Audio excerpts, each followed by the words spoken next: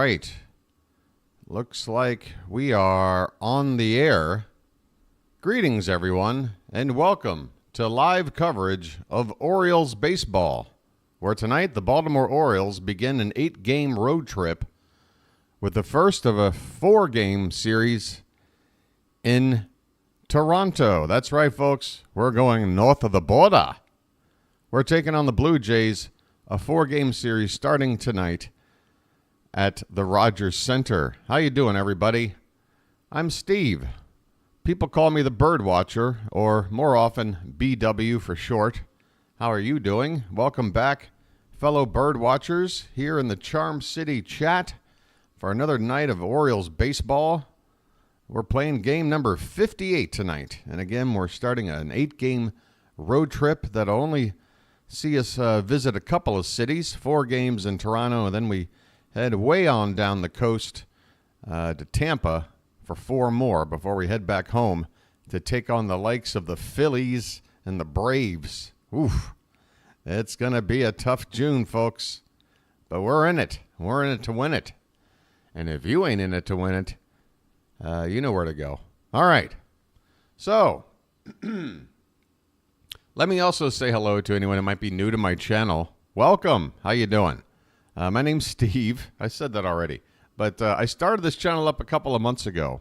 In time for the 2024 Baltimore Orioles baseball season, my mission has been to cover every Orioles game, first to last pitch, start to finish, all the way through the end of the season, and hopefully well into October. So far, so good. 57 games in the books.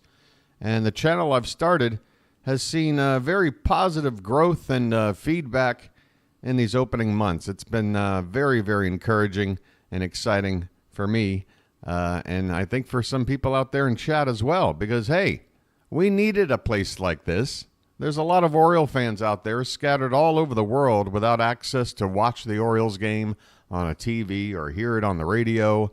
They might just only be able to follow it along with a animated sports ticker on a website or something. Well, I'm here to help make the experience a little better for you. This is just as good as radio, if not maybe a little bit better, because you'll get a radio play-by-play type call, along with plenty of other information on your screen to help you be up to date and informed with the ball game. So give it a chance. You also have a chance to interact with fellow Oriole fans and baseball fans in general here in the Charm City chat. I'm telling you, folks, you're not going to find a better live stream sports chat than right here. So if you enjoy everything, please consider subscribing to this channel that's already passed 1,000 subscribers. In fact, I think the next sub tonight would be number 1030. 1030, come on in and join the club. It's free, there's no obligation, there's no commitment, and no salesman will visit your home. You're simply joining a community and helping it grow. All right, tonight, let's get down to brass tacks. The pitching matchup for your Orioles. A right-hander by the name of Grayson Rodriguez comes in with a record of 5-2, an ERA of 3.53. He's only given up 5 home runs in 51 innings. That's pretty good, but 21 walks, a little bit high. And he's sort of one of those pitchers where he can have a very, very dominant outing, and some other times he can get knocked around a little bit and get himself in the trouble, pitch counts, and everything else. Going up against Grayson for the Blue Jays, veteran former Oriole way back in the day, and now been a Blue Jay for quite some time with plenty of success, Kevin Gausman, a right-hander. He has a record of 4-3, and honestly, folks, when you look at the numbers between these two pitchers, very, very similar in terms of record, ERA, WHIP, innings pitched, strikeouts. Grayson does give up a few more walks, while Gausman gives up a few more hits, but pretty much everything else is split right down the middle. Both of these guys are capable, when they're on being very tough to hit, and they're both capable of having an off night and being able to do something against them. All right, it's already a minute after, But I do have a couple extra minutes. That's right. It's a weird start time. 7 minutes after the hour, so 6 more minutes until first pitch. A chance to go over these lineups. I just can't read with these glasses on anymore. Not while the sun isn't quite up yet. Why am I crying? There's tears in my eyes. Tears in his eyes, I guess, as he goes over this Orioles lineup. By the way, we've made a couple of roster moves today, so let me go ahead and announce those first. Jorge Mateo, unfortunately, in a bit of a bizarre accident near the on-deck circle in the last ball game, was hit on the head by a bat from Cedric Mullins. Now, if you saw footage of that event, obviously it's not good. He's on a concussion protocol, which means it's a 7-day injury window. That doesn't necessarily mean that he has to be out all 7 of those days. Concussion protocol, it's pretty much a day-to-day situation, but Major League Baseball doing the right thing and setting up a sort of additional injured reserve spot for these sort of situations. So that does open up a spot on our roster, and getting the call and making his Major League debut, batting 9th in your lineup tonight, Connor Norby, ladies and gentlemen. That's right. I see a couple of you in chat already ready to get excited about another one of our prospects making his Major League debut. Second baseman, right-handed hitter, Connor Norby, batting 9th tonight. The other move, and this is one I want to go over more as we begin to watch the game because it'll be more important later in the ball game. But Thiago Vieira, not quite sure if I'm saying his name exactly right, and I'm honestly not caring too much if I did or not. This guy we brought in about a week ago. We threw him out there in a game that we were winning, 11-0? And he absolutely stunk up the joint. He gave up 4 walks, couldn't get anybody out. It was an absolute horror show. We never went back to use him again. He just sat there in the bullpen for about 5 games. Well, he's been designated for assignment. That man's gone now. That man's gone. So we went out into the AAA and brought back Nick Vespi. Vespi is back on the team. Again, left-handed reliever. Now, here's my issue with that. And my number one issue in general.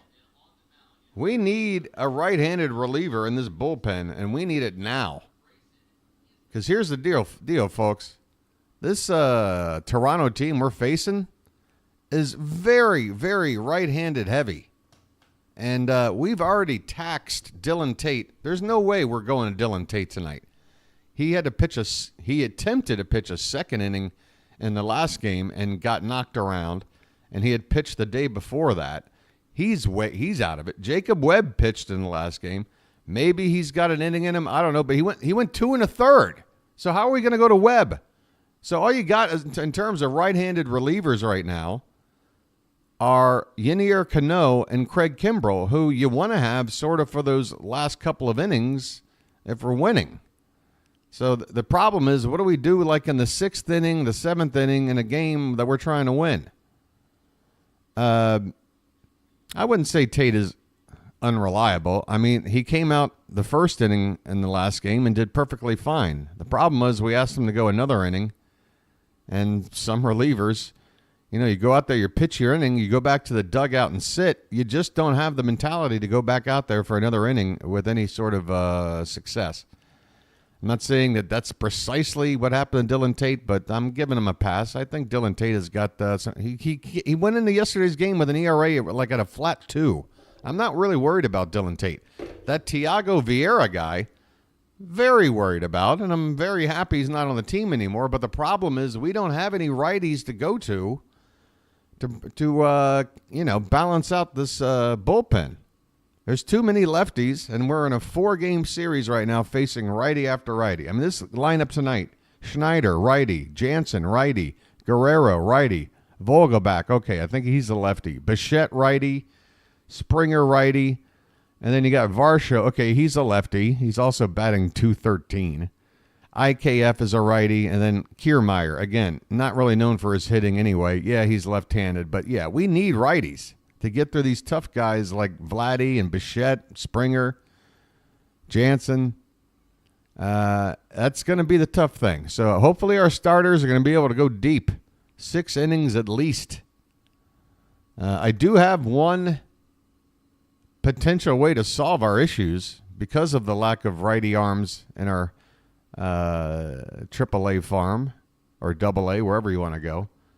And that is to bring up Cade Povich and put him in the rotation and just give him a shot, you know, and see how it works. Because what you can do is then you put Suarez back into that bullpen, and he is so capable of eating innings in that bullpen as a righty in so many different kinds of situations. He's shown it time and time again. He will get it done for you, whatever you need. And that is such a valuable weapon to have in your bullpen. So if you had Povich up, I know you might be saying, well, then Steve, or hey, BW, well, that's a lefty starter. I thought the whole idea was to bring up a righty, and now you got a lefty starting. Well, yeah. So in the 4 games, we got 1 lefty starter and 3 righties instead of all 4 righties. I think the trade is better. I think Suarez can help us out in a couple of games in relief versus the 1 game as a starter. I don't know. That's my opinion. Everyone's welcome to have theirs. Hopefully everything's going to work out well, and we can go in here and take 3 out of 4 you know, take it from there. All right, folks, your lineups. Gunnar Henderson leads off and plays shortstop. Adley Rutschman bats second, and it's the catcher. Ryan Mountcastle will hit third, play first base. Ryan O'Hearn is the cleanup man tonight. He'll DH. Anthony Santander will bat fifth and play right field. Jordan Westberg, my man. He'll be in the 6th spot playing third base. Colton Cowser's hitting 7th and playing center. Austin Hayes is in the lineup against a righty. He's going to bat 8th. And Connor Norby will bat 9th. Again, his major league debut tonight. I'm wondering if Austin Hayes just has a pretty good track record against Gausman. Obviously, a lot of these veteran Orioles have had a lot of opportunities to face Gausman. Didn't have an opportunity to look at the head-to-head history for some of these hitters when I had the chance earlier, but that's my best guess. Schneider will lead it off, play second for the Blue Jays. Jansen, the catcher, will bat second. Guerrero, first base, hits third. Vogelbach, the DH, in the cleanup spot. Bichette at shortstop, hitting 5th. Springer in right field, batting 6th. Varsho in left field, hitting 7th. Kiner Falefa, IKF, as he's known, will be at third base, hitting 8th. And finally, Kevin Kiermaier, perennial. Well, maybe not these days, I don't know, but he's got at least a couple of gold gloves in his locker. Kevin Kiermaier batting 9th. All right, folks, we're ready to get underway. Toronto, by the way, wearing their brand new City Connects, all black uniforms with a dark blue design, stripes down the sides of the pants, city line across the chest. First pitch from Gausman to Gunnar, and we're underway, is a foul ball off to the left. Here we go. The ball game is on. Folks, how is my microphone sounding? Everything sound okay? Maybe we'll do a lag check here in a sec as well. Next pitch is fouled back, and the count is 0-2. Folks, I'll say a number. Type it in as soon as you hear it. How about the number for our man Gunnar? Just type in the number 2. Super, super quick. 2, 2, 2, 2, 2. Well, just 1, 2. Here's the 0-2 to Gunnar. In the dirt, 1 ball and 2 strikes. Okay, that looks pretty healthy to me. About a 5-second lag. Folks, it's technology. I'm willing to work with it. Gunnar's on a 5-game hitting streak, 7 for his last 20, hitting .350 in that stretch. Current average of .268. He takes up and away for ball 2. 2 balls and 2 strikes. How you doing there, Charm City chat? I'm going to have to take my glasses back off and read through and say hello to everybody. I'll do it between the next batter or something. Sipping on some coffee here. The morning sun coming up behind me. Here's the next pitch. It's in the dirt. And Gunnar has worked the count full here to lead off the ball game. Oh, that's lovely. Oh, that's lovely. How you doing, Kurt? You just popped up in the corner of my eye. Chris, I see you. Hey, BW. There's a ball hit on the ground a second. On a bounce. Routine play, one away. Gunnar Henderson retired. One down here in the top of the first. Here's Adley Rutschman. Robert, how you doing? It's time for Wake and Bake. I don't think I'm going to... Yeah, normally I do that when the late night. If I get a full night's sleep like I did tonight, normally I just wake up with a coffee and a Lucky. The baking is normally reserved for late night. Adley comes up to the plate with a 3.04 average. He's been red hot. Takes a called strike. Switch hitting catcher batting from the left side against Gausman. 10 homers, 38 RBI. And hopefully well on his way to the All-Star game. By the way, folks, coming up here now, first week of June, where are the All-Star game ballots? Anybody know? We were speculating about it about a week or two ago because I'm ready to write in the name Jordan Westburg if I have to. 1-1 the count on Henderson or Rutschman, excuse me. Henderson retired already. And here's that pitch. It's just a little bit outside. 2-1 the count. Hey there, Skinny Cat Variety Hour. You're doing good up here, missing B more. Where are you at now? Not that you have to give us your exact location. We're not trying to come track you on GPS or anything. Here's a foul ball behind the plate. 2-2 the count. Because I'm way, way far away from Baltimore. You're outside Detroit. Boy, there's only one thing scarier than Detroit. It's just outside Detroit. I'm just kidding. No, Michigan's a beautiful state. In Detroit, despite, some of the, every town, I mean, Baltimore gets their share. Cleveland. Some towns just get their share of. Oh, Adley gets into one into right, and a sprinting catch. Well done out there in right. Is that Springer? Wow, Springer got a little spring left in his step. Adley with a fly ball out. Hit hard. But that's the second out of the inning. Springer. I thought he could barely move anymore. I thought that was part of his, criticisms here at this stage of his career. But he tracked that ball down nicely. Here's Ryan Mountcastle, 2 down, bases empty. Mounty up to a 291 average. Boy, these averages are looking nice. He takes the first pitch, goes opposite field. Mounty loves hitting here, by the way. But once again, Springer is playing right and is there to make the catch. The inning is over. At the end of half an inning, Baltimore nothing, and the Blue Jays are coming to bat.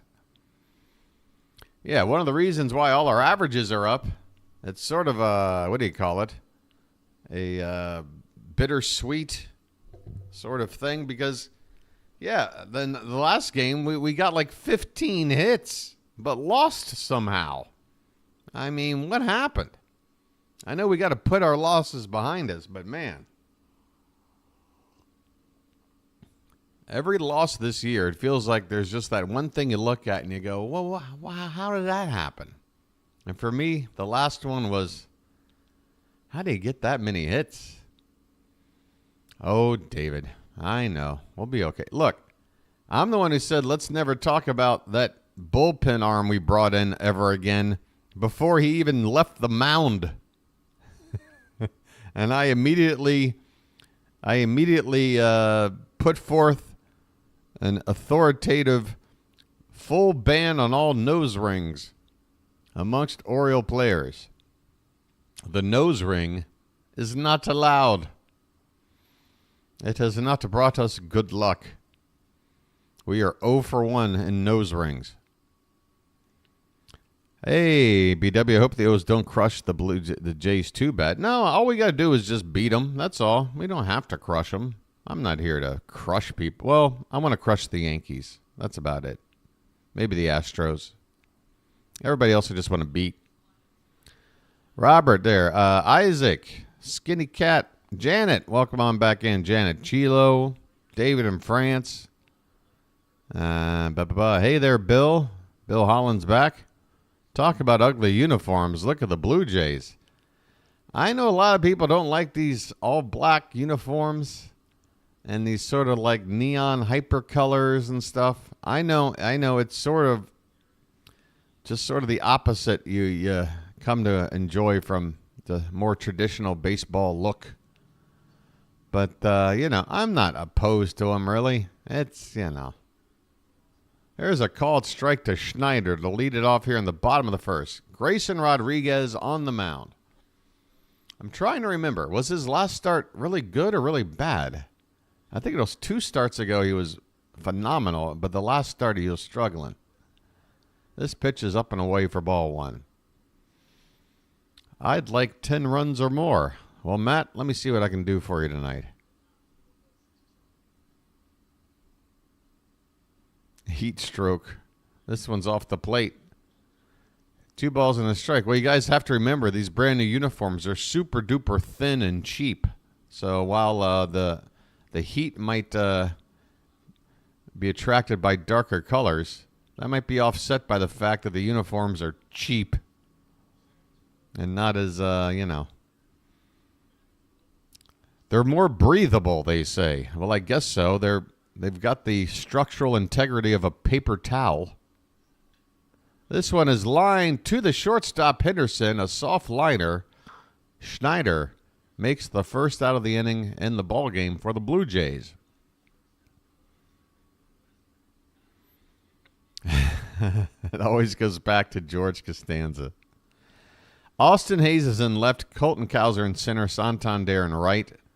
You've got Westberg at third, Gunnar at short, Connor Norby at second base. There he is, Mounty at first, and Adley behind the plate. First pitch here to Danny Jansen, the Blue Jay catcher, is ball 1 low. Jansen hitting a healthy .295, 5 homers, 13 RBI, an OPS just over 900. And that ball's hit hard, but picked cleanly by Westberg and thrown across the diamond like he would do it in his sleep. Jordan Westberg is the closest thing we have to an AI playing in the field. This guy, just type in, "Hey, Jordan, do this," and then he'll do it for you. Here's Vlad Jr. 2 down, nobody on. Vladdy's picking it up. He's at .291. 5 homers, 26 RBI. There's a called strike. So the power numbers really aren't there. I mean, we're over a third of the way through the season. 5 homers. He's on pace for 15. That is not very good for him, but the average is healthy. This pitch is low and away. 1-1 the count.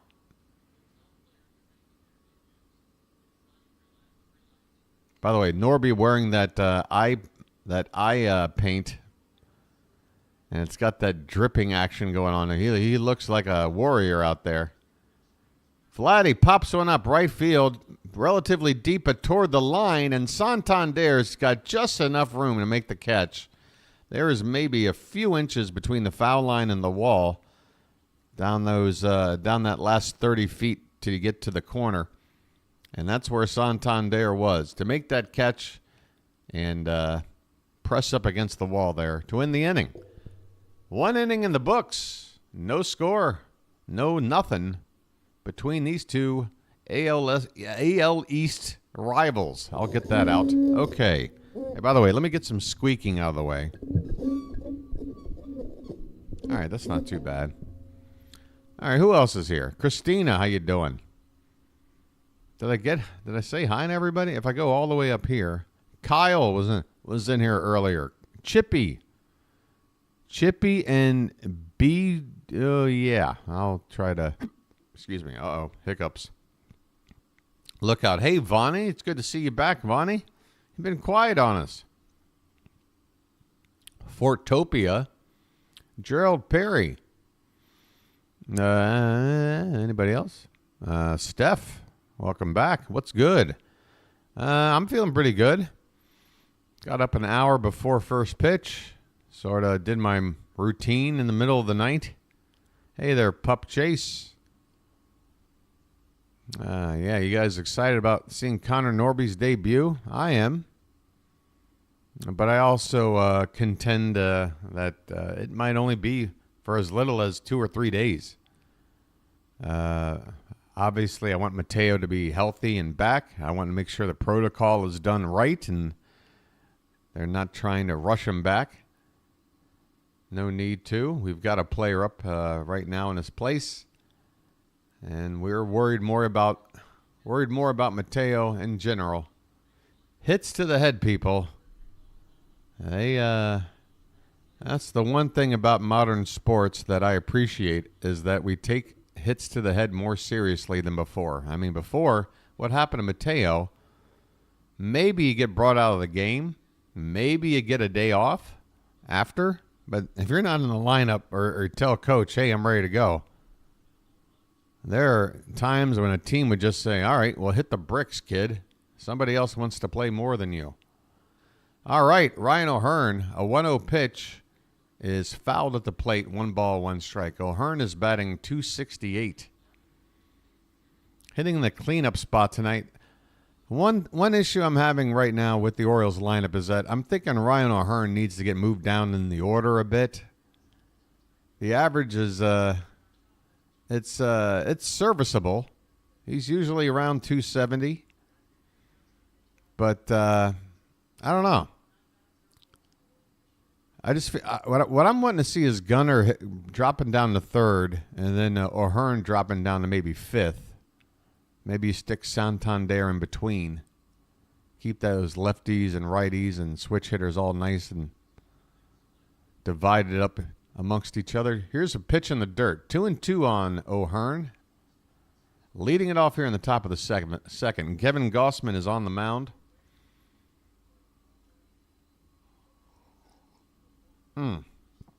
Hey there, Cam. How much did Norby pay Mullins to whack Mateo? Yes, it's one of the alternate storylines from a previous season of The Sopranos. Mullins got paid to whack. We got a full count now on O'Hearn. And a payoff pitch is on the way.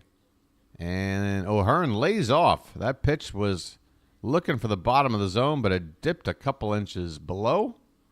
O'Hearn had a good batter's eye on that one. He's on first base, nobody out. Folks, did we get to 10:30 yet? I mean, no new subs yet today. Folks, would anyone out there like to be the first sub of the night? Somebody's going to be it. We can get this number up to 10:30, but we've got a rally starting here, so we're going to hang out here.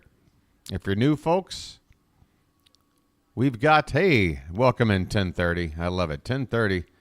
That's when my nights normally get started, right about 10:30. Santander takes a called strike. 217 average, 10 homers, 31 driven in.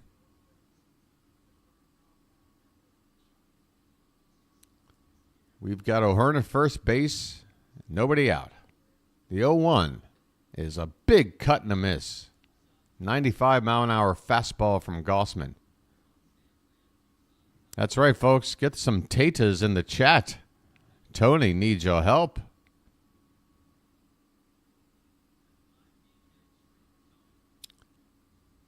Santander's got a 5-game hitting streak himself, so he's coming out of that funk. Hitting .368 in the last 5 games. This one's foul back, still 0-2.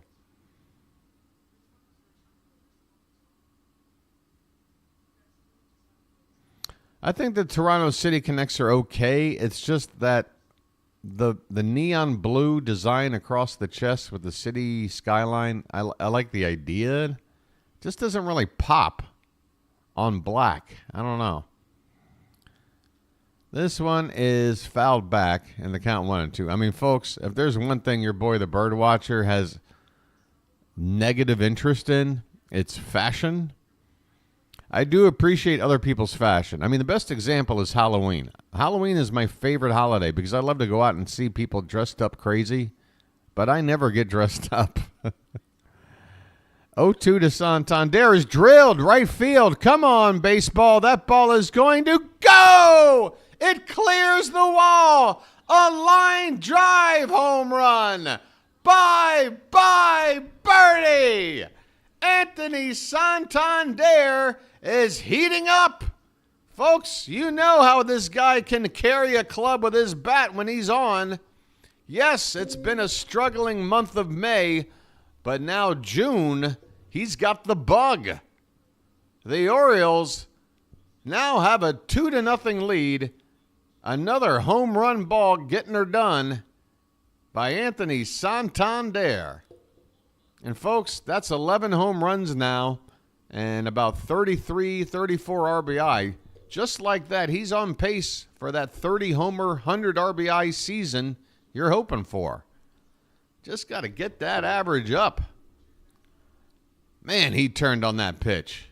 That pitch was on the outer part of the plate, and how did he turn on it and hit it out there? The thing about Santander, people, is that his swing is just different.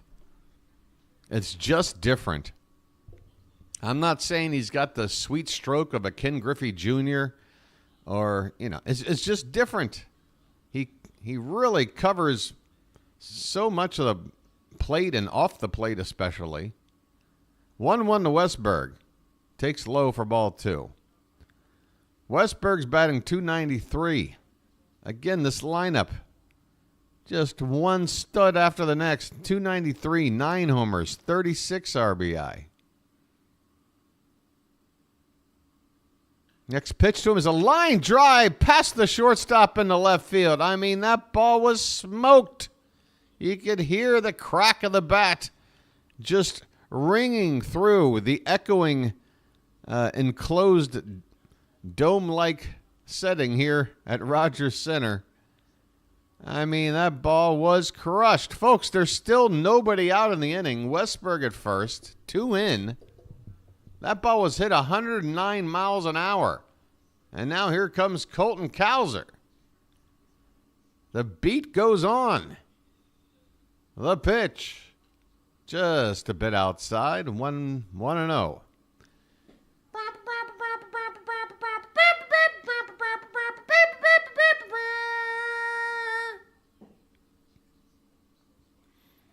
That's right, folks. The milkman with a 1-0 count. Check on the runner. Wow, Gausman really whipped that pickoff throw over there. Cowser's average is down to .236, by the way, folks. I mean, if there's a new player to sort of keep an eye on and try to will back into a streak, it's Cowser. He was the only guy in the last game where we had all those hits where he couldn't get a hit. And the count now 1-1. Folks, personally, BW's personal thoughts on it is that Cowser was moved up into the cleanup spot there for several games last week. And he just did not look comfortable in that spot. Looked like he was trying to do too much. So they've moved him back down to the 7th spot. Here's a swing and a miss and a stolen base attempt, and it has been made. How about a little bit of stolen base action from your boy, Jordan Westberg? His 6th of the season. What more do you want Jordan Westberg to do for you, folks? He'll just get in a scoring position for you, make it easier on... So now all Cowser's got to do is worry about getting him over to 3rd because there's still nobody out. Some very encouraging signs here in the 2nd inning from this Orioles offense. 2 in, a runner at 2nd, and still nobody out. The 1-2 to Colton Cowser. Hit on the ground right side, but foul. I was just about to applaud Cowser for going to the right side on the ground because that'll get Westy moved up. Of course, I'd love to see Cowser just square one up and keep the line moving with another hit. But again, Cowser's been struggling lately. I just want to make sure he does something positive to give him a little bit of confidence. He's got 2 strikes. The pitch. Swung on, hit on the right side, and that'll get the job done. Guerrero just able to beat Cowser to the bag, hustling down the line. Vladdy was playing the line a good 15 feet behind the bag. And, of course, with his big frame, he had to hustle to get to first and beat Westberg. Gausman was not involved. No chance for him to receive a throw. And, man, that was a lot closer than I even thought. Not close enough for a challenge or anything like that, but there is now, a runner at third base, only one out. Here's Austin Hayes. First pitch is low and away, way off the plate, ball one. Rich Eubanks, how you doing?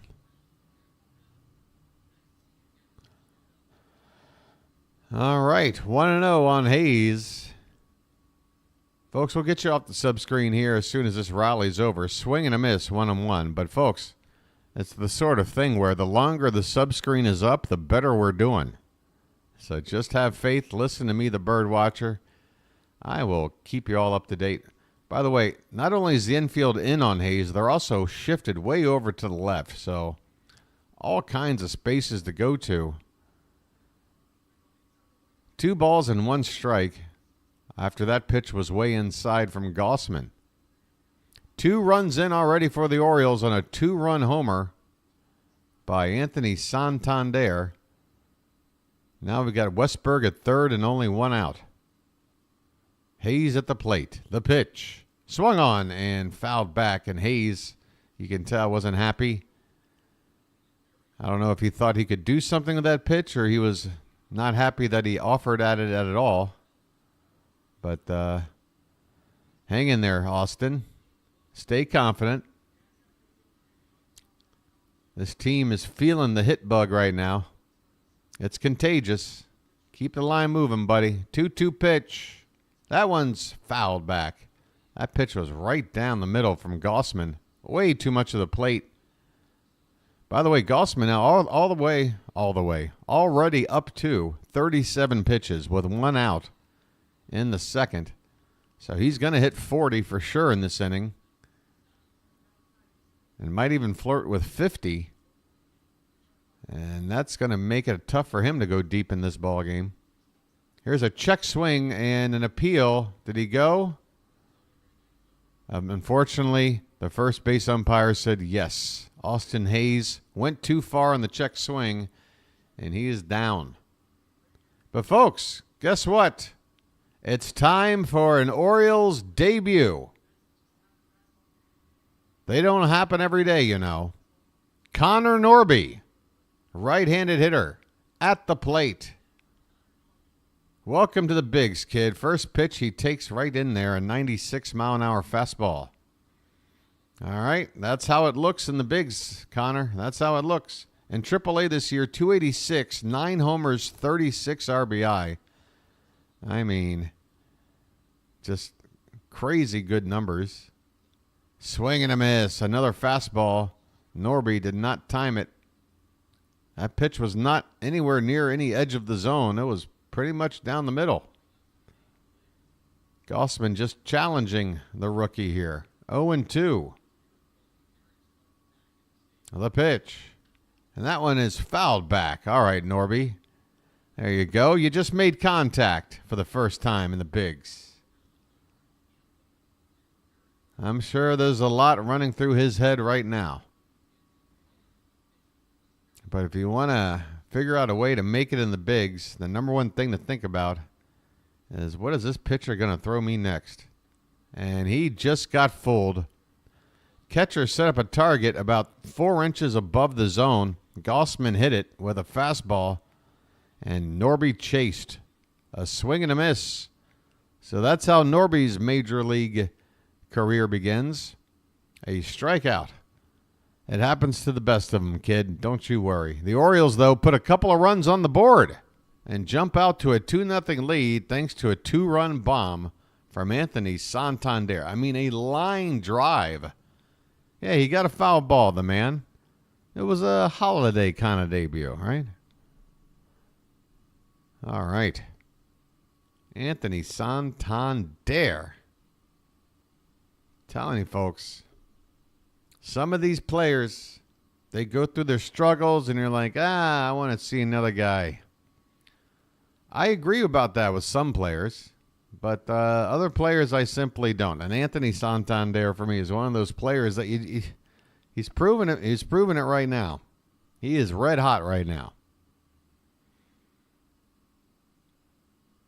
And if you don't take into consideration that, yeah, some people say, well, he's on a contract here. We're not going to re-sign him, so why do we bother making him such a regular? If he's going to struggle, let's bring up one of the kids because that's the future. And I'm like, yeah, that's the approach you take when you're out of it, you know? If you're out of it, you tell a veteran who's struggling, take a seat and, you know, your days are numbered. We're going to call up a kid because whatever we got here ain't working.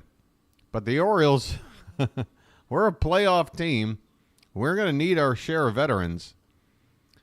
And you're going to want a switch hitter with power in the middle of your lineup. Believe me, there's a lot of teams out there who are going to be in the playoffs that would love to have a guy like Anthony Santander on their team.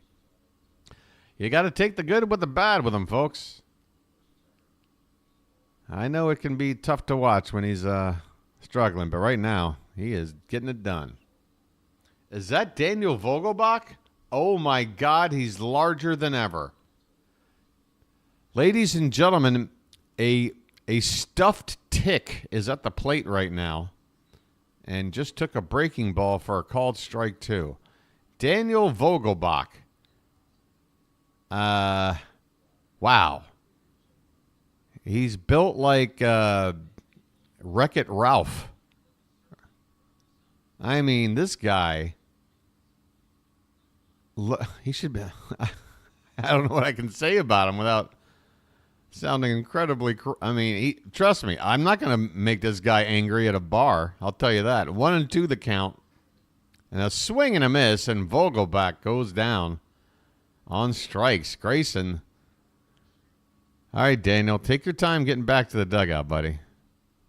Don't burn off any calories or anything. Good Lord. I mean, when he goes into his swing, you can actually see the chub roll of his belly like curling in on itself. And the only reason I notice it is because that's how I look when I swivel my body. Takes one to know one. He gonna find me? I didn't just call him a tick. I called him a bloated, stuffed tick. There's a difference. Here's an inside-out swing by Bichette, but Mountcastle stabs it out of the air before it can get into right field. Mountie with another nice play. That ball wasn't hit too hard, but I'm sure it had some English on it as Bichette with the inside-out swing. That ball sort of slicing toward right field, but Mountie able to stab it out of the air. Nice play there, 2 down, nobody on. Rob's like, how did he do that? Orioles magic, Rob. Orioles magic. I love watching Mountcastle play first base. George Springer takes ball 1. George Springer takes strike 1. Springer, veteran, been around the block. A lot of years with the Astros, hitting just .205 this season. A lot of people are saying he's washed up. 1 ball and 2 strikes. And so far, Grayson has been very economical. No real deep counts yet. Going right after these hitters. 2 down, and the 1-2 pitch is hit on the ground. Back toward Gunnar. Near the second base bag, and he throws it over the head of Mountie. Oh, Gunnar, that's a routine play, and that is an E6 all day. Oh, that's tough to watch. Man, I swear, sometimes it's the easiest plays that Gunnar makes look tougher than anything. Too much zip on that ball, too high for Mountie. That ball just kept rising by the time it got to Mountcastle. Hopefully, though, with 2 outs and just a runner at first, it's not going to come back to haunt us. And we're helped out here as Varsho at the plate looks at a called strike 1 that was certainly a couple inches high on the outside edge. Varsho's hitting .213. 10 home runs, which leads the team. 30 RBI. And this one's drilled. Right field. Going back, Santander into the corner. It's going to drop in for extra bases. Tony with a bit of a struggle there against the padding, but it's going to result in an RBI triple for Dalton Varsho. So, wow, a 2-out rally that started with a gunner error led directly to a Blue Jay run. That's tough to swallow. That's a tough sequence to swallow. That's right, Chilo. I think I've made that pretty clear. That is a direct result of Gunner's error. No doubt about it. That run won't be an earned run for Grayson, so good news for him. Here's a pitch swung on by Kiner Falefa in the center. Hit pretty well, but right to Cowser, who makes the catch as he sprints in to end the inning. The Blue Jays respond with a run of their own. Wait a minute. They're not showing an error on the board. That's wrong. There's an error on my screen. If that wasn't an error from Gunnar Henderson, then what are we doing, folks? Why are we even keeping track of this the stat? That's an error all day. At the end of 2 innings, it's Baltimore 2, Toronto 1. I would love to see stats showing RBIs on 2-out errors. Man, that's the great thing about baseball, and there probably is a place out there where you can find a stat like that. Everybody's crunching all the numbers and setting up databases chock full of every analytic you can think of. People have time on their hands, folks, and let's thank them. Can we just applaud all the people over the past, let's say, 25 to 30 years that have just been adding content to the internet?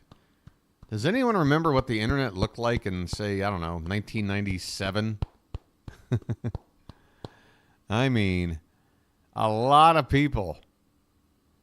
And yeah, I know there's also a lot of people out there just spending their time spreading misinformation and conspiracy theories and a bunch of all that nonsense. But there was a time, a generation before this one, where we were so dazzled by the concept of the internet and this, fountain of knowledge that we just spent our time adding to it and building it.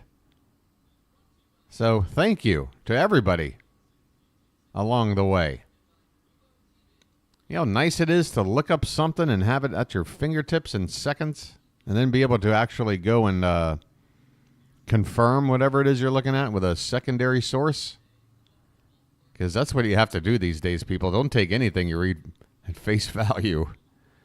At least check out a second source that has no ties with the original source. Okay, here we go. 2-1 Orioles. Gunner is going to lead it off here in the third. Second time in 3 innings, he gets to lead off. First pitch is a ball. He grounded out his first time up. Napster. The AOL Phone Connect sound. This one's off the plate, 2-0. It's almost as good as the bugle charge.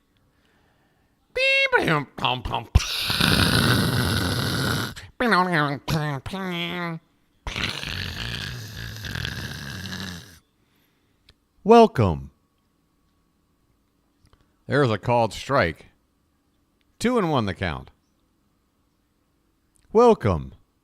And then somebody would call you on the phone, and then your internet would go out. And then you'd pick up the phone and go, "Why are you calling me? I'm on the internet." The 2-1 pitch is lined right to the first baseman on the ground, and another mad dash to the bag for Vladdy Guerrero. You might be working off a few ounces tonight with some of the work he's had to do out there in the field. Henderson is retired, first out here in the top of the third.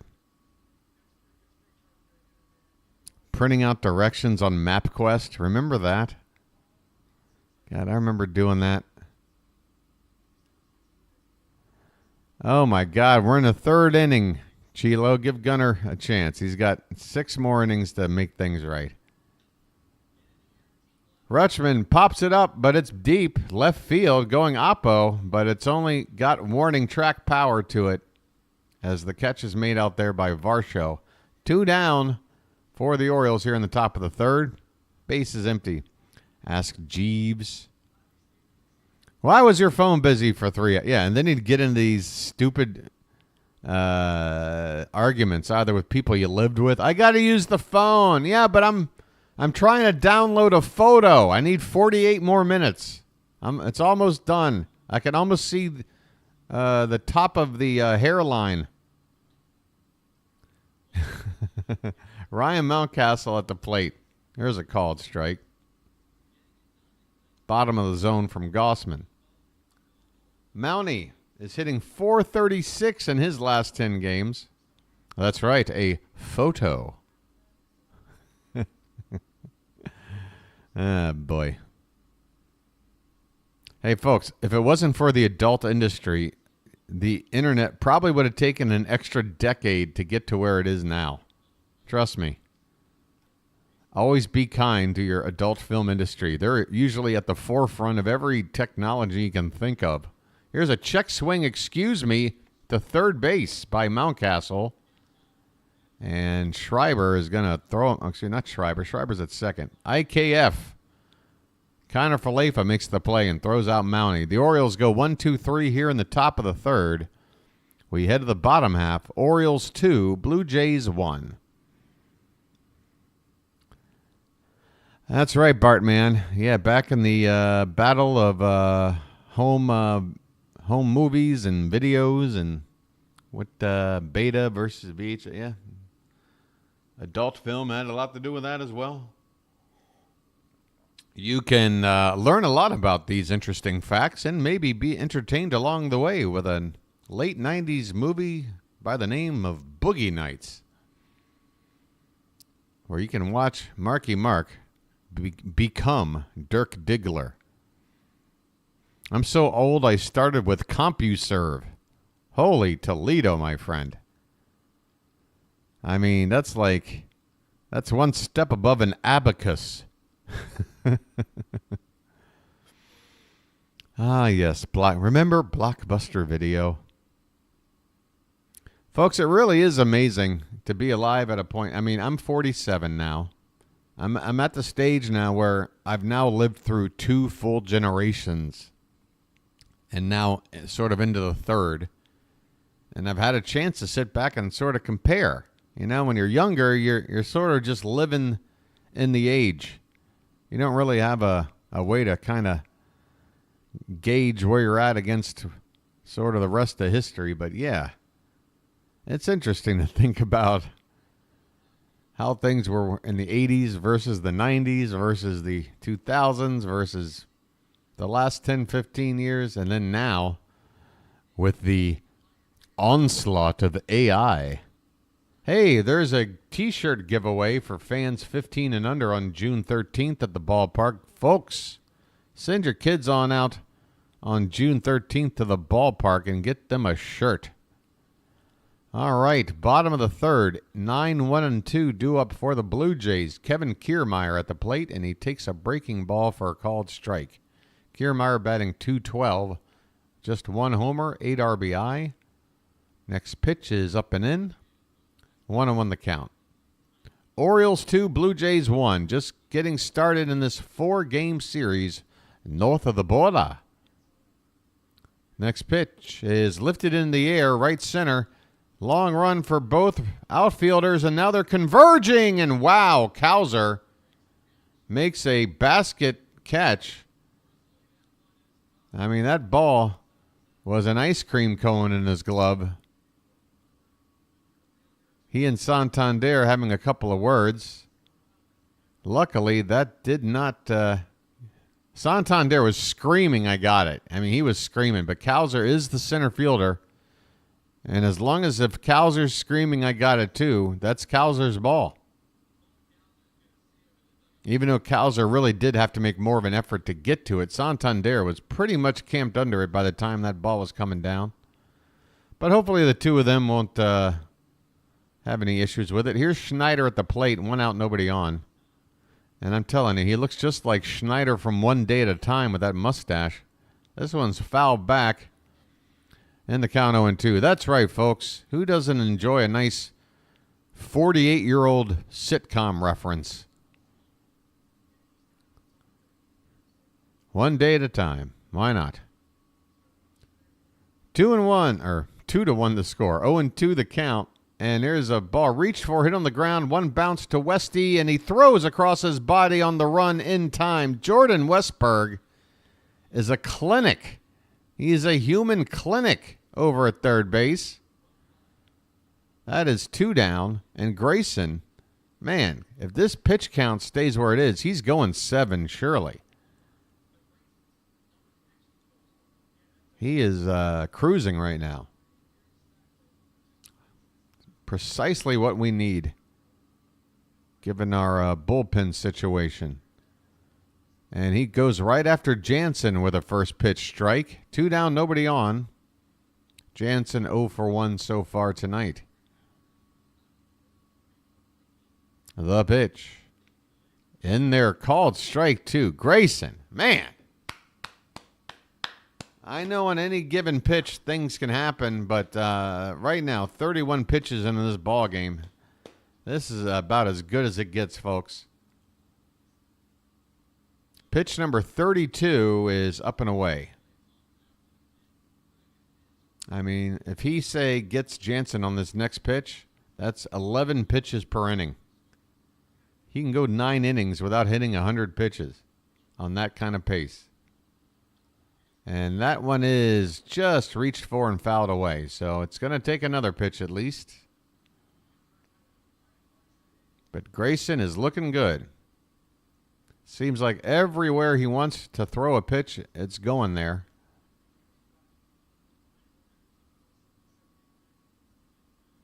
The 1-2 is off the plate outside. 2 balls, 2 strikes.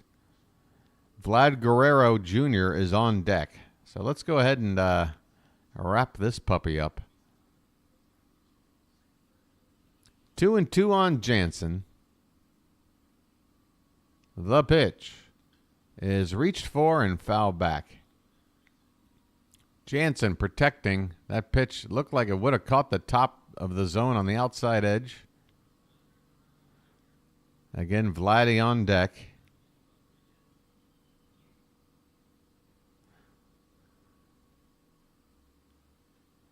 Check swing, and you went around, son. Sorry. Another fooled batter.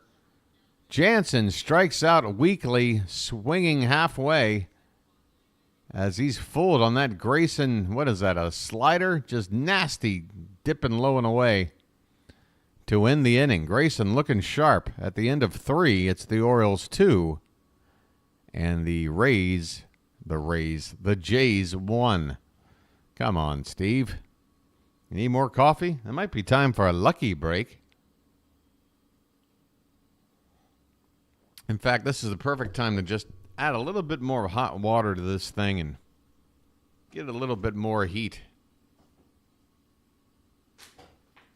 Was that the changeup on that last pitch? If that was a changeup, it's moving like a slider. It's crazy. That's a crazy changeup.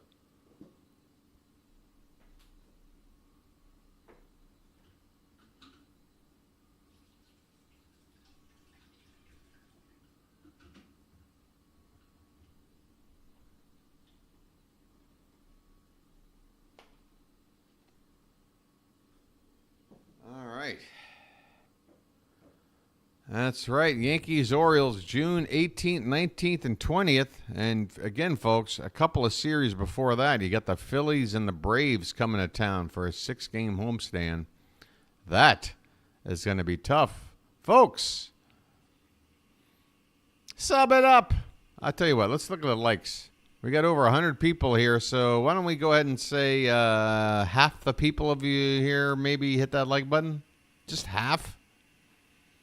It's a simple little gesture with a tap of your finger. Use any digit you want. Heck, pick up, I don't know. Pick up an object around you and tap it with that. Let's get that number up to 50 as we head into the top of the 4th inning. That's right, folks. For your consideration. All right. Gausman out here for his 4th inning of work. He's thrown 50 pitches through the first 3 innings. It'll be Ryan O'Hearn, followed by Anthony Santander and Jordan Westberg. Just three more fun hitters to watch. O'Hearn walked and scored his first time up. He takes low for ball one.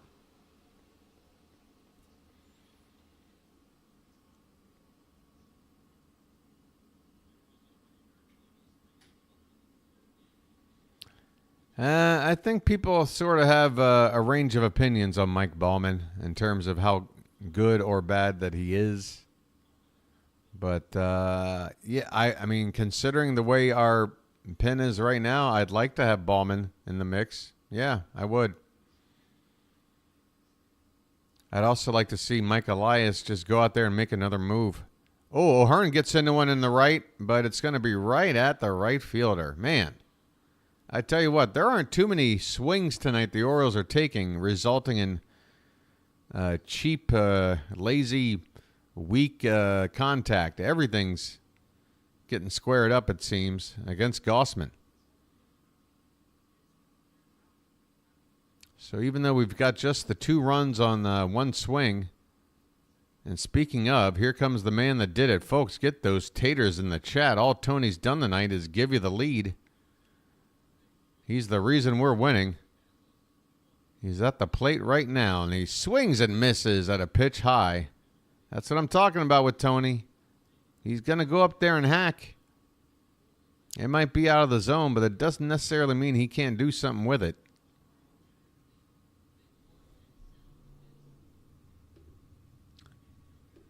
Next pitch is low, 1 ball and 1 strike. Hey, Melanie, how you doing, hon? You here to hang out for a bit? We're playing north of the border. The 1-1 to Santander. Swung on and missed. Gausman going on the outside part of the plate with a fastball.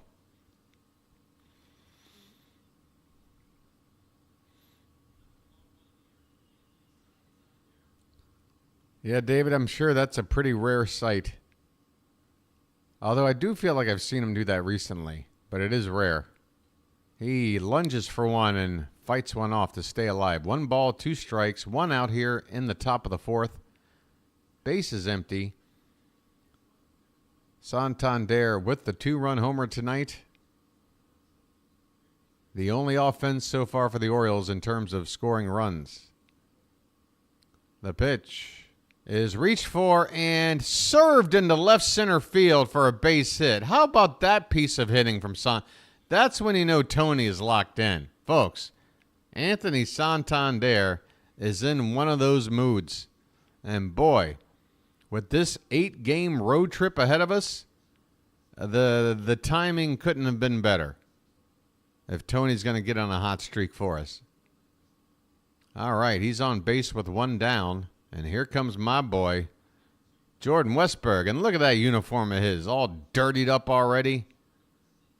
We've only played 3 innings plus 1 out in this ball game. And he lifts one in the air to left. Going back on it on the track. Enough room now circling under and coming in a few steps. The left fielder to make that catch. It looked like Varsho had ideas of maybe Santander thinking about tagging from first and going to second, so he wound up to throw a strike back into the infield. But Santander wasn't going anywhere. There's 2 down. And up steps Colton Cowser.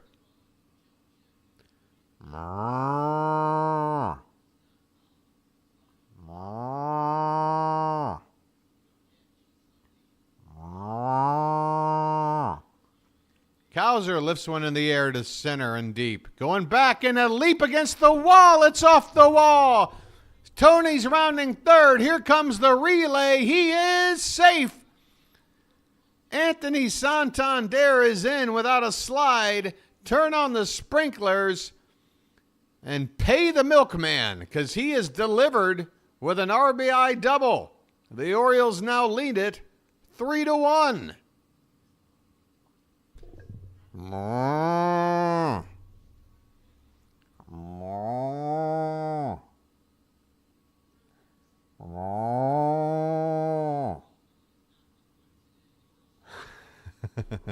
Man, Cowser needed that. All right. Folks, I've got a feeling, man. This road trip, 8 games on the road, I'm thinking to myself, all right, let's go 5-3 on this series, on this trip. Let's go 5-3. I'm still okay with 5-3. If we split them 4-4, I'd be a little disappointed, but not depressed. And, of course, anything better than 5-3 is absolute gravy. Uh-oh, we've got an argument here. John Schneider. Has he already been tossed? Phil Cuzzy, the home plate umpire, having words. A couple of Blue Jays are barking. We got a pitching coach that might have been tossed. So apparently the Jays not happy with Cuzzy's strike zone. Folks, you know me, the bird watcher. I'm not going to sit here and not reveal when there's some bad balls and strikes going on at the plate. I got to be honest. Sure, there might have been a couple of pitches close, called the wrong way so far tonight. But compared to the average game I've watched this season, no, nothing really that weird going on with the strike zone. Here's a called strike to Hayes. Count as 1 ball, 1 strike. Runner at second, 2 down. The Orioles have got a run in thanks to an RBI double from Colton Cowser. Gausman looking at the runner at second, and here comes the next pitch. It's way off the plate, and Jansen has to scramble to keep that ball within arm's reach. 2-1 the count. God, I got to hurry up and grab this hot coffee or hot water. Hold on.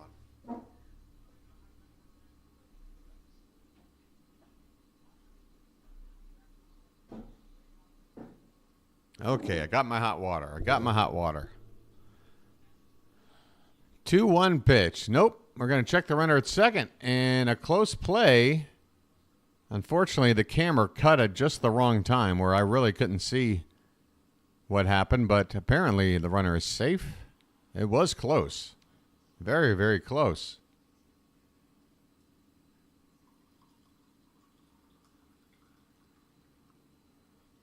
Two and one on Hayes. Cowser at second. 2 down.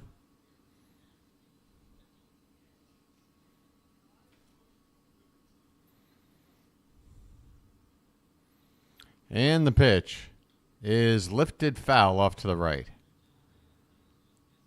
Let's see. They toss so quickly nowadays. Every game an opponent gets tossed. Yeah, there's the umpires. It's like all they do is double down. The more scrutiny they come under, the more evidence there is that they're getting worse at what they're doing, the more they're just doubling down and acting a fool. It's ridiculous. This one's fouled away. 2-2 the count on Austin Hayes. 2 down. And Cowser's still out there at second base. Hey, base, what's shaking? The O's are winning. Hi, guys. Hi, BW. Hi, Janet. Hey, Darkness, how you doing? Sorry, you might have actually heard me slurping my coffee that time. Here's the 2-2 pitch. Lifted in the air to left. Hayes drops his bat. He's convinced that ball's gonna go. Bye, birdie. Austin Hayes, welcome to the home run club, my friend. His first of the season, and the Orioles tack on 2 more. It's now 5-1. Austin Hayes, folks, I said it at the beginning of the game. I don't have any numbers in front of me. I could look it up now, I guess, if I wanted to.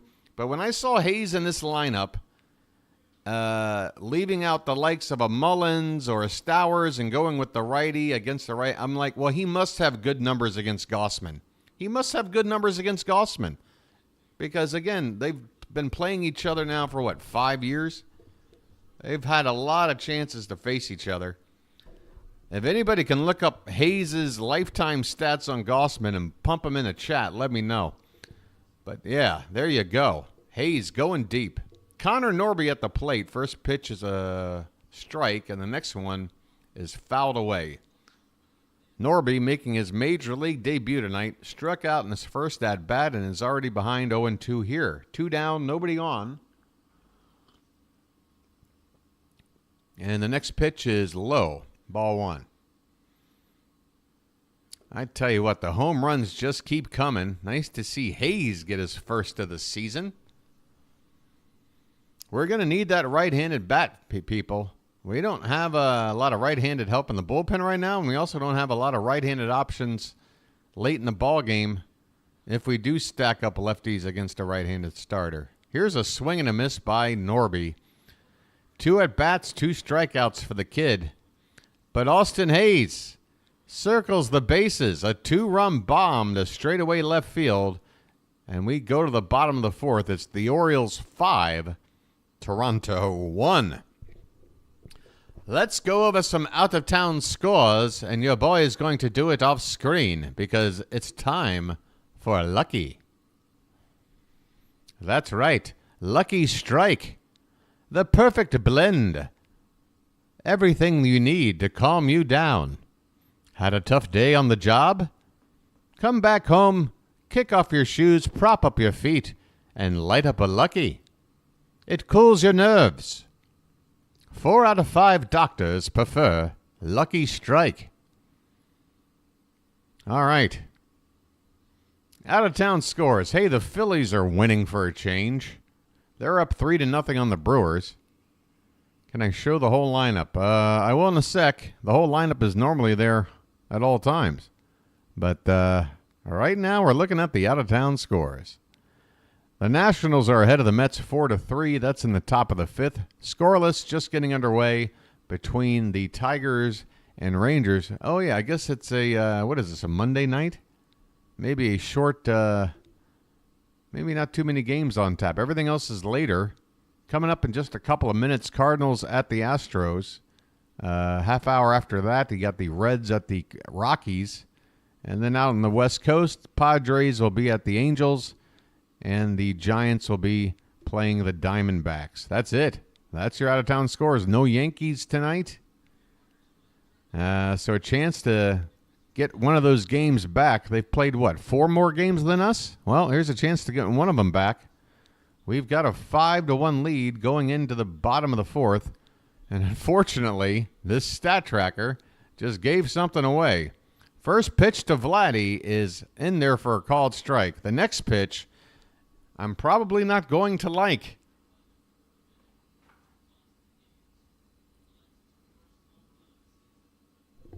Here it is. Vladdy swings and hits one the straightaway center and deep. Going back is Cowser. He's out of room. It's over his head. It's over the wall. Home run. Damn this stat tracker. Ah, boy. That's what happens. Vladdy. At least it's a solo shot. The Blue Jays get another run. Second time that they've responded after the Orioles put up multiple runs. Jack, seriously? All right, Jack, honestly, you say one more negative thing about Grayson Rodriguez because of one pitch, and I'm done with you. I don't have it tonight. I don't have it in me tonight, Jack. I don't have it in me. I don't have it in me, dude. Vogelback takes one up and away. I just don't have it in me. I would advise just all right, and that's going to be the one thing, Jack. That's what I'm telling you. That you got it. You got your one in. That's it. I'm sorry to make it sound like I'm treating you like you're in 3rd grade. I'm not trying to talk down to you, dude. I'm just trying to tell you like it is. 2-0 on Vogelback. This one's fouled back, and the count 2-1.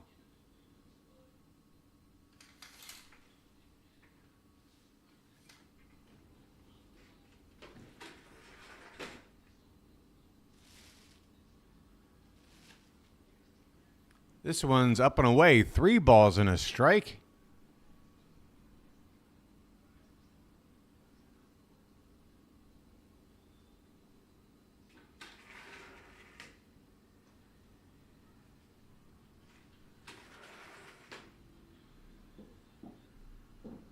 The 3-1 is fouled away, and the count goes full. 5-2 Baltimore here in the bottom of the fourth. The Jays just got their second run on a solo homer from Vladimir Guerrero Jr.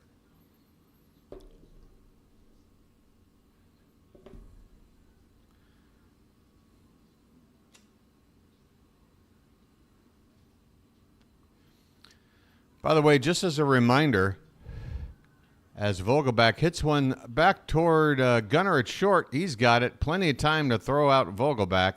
One away. Just as a reminder, coming into tonight, Grayson Rodriguez has pitched over 50 innings, giving up a grand total of 5 home runs. That is 1 home run per 10 innings plus. Less than 1 per 9. That's the... amongst all our guys in our starting rotation, he gives up less home runs than anybody, and it's not even really that close. But he gave up one there, a solo shot, so yeah, I get it. Bo Bichette fouls one away, and the count is 0-1. 1 out, nobody on. In the bottom of the fourth.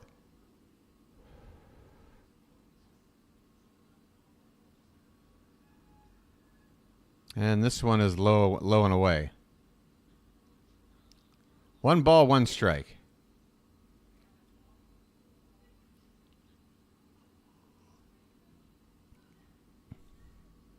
The pitch is up, but man, Bichette went after that. Swing and a miss. 97, neck high. And the count now 1-2.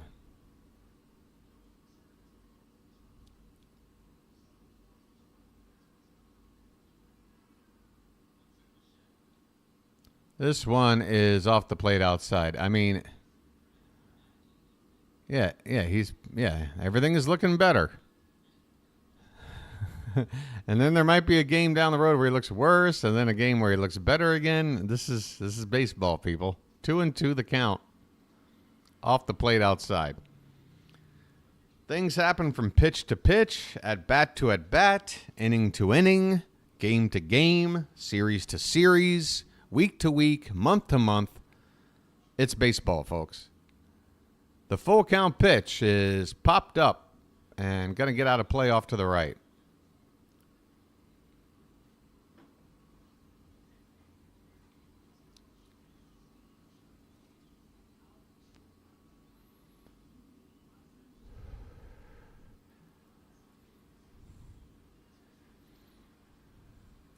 The payoff pitch once more, fouled straight back, and we'll do it again. Grayson's pitch count's still healthy, but he's had to do a little bit more work here in the last few batters, getting deeper in the counts. Try to keep this pitch count below 60 before this inning is over. This one is hit deep down the left field side, but foul by Bichette. So another 3-2 pitch coming. What does 42-19 mean? Is that the current record of the Yankees? This one is hit on the ground. Gunner's got it over to first, and that time that ball is accurately tossed over there for the second out of the inning. Yeah, well, 3 of those 19 losses came against us. They're 41-16 against not us. But they're 1-3 against us. Springer at the plate. Boy, he got right into that one and smoked it into center field for a 2-out single. Right back up the middle where it came from. Springer on base. 2 down.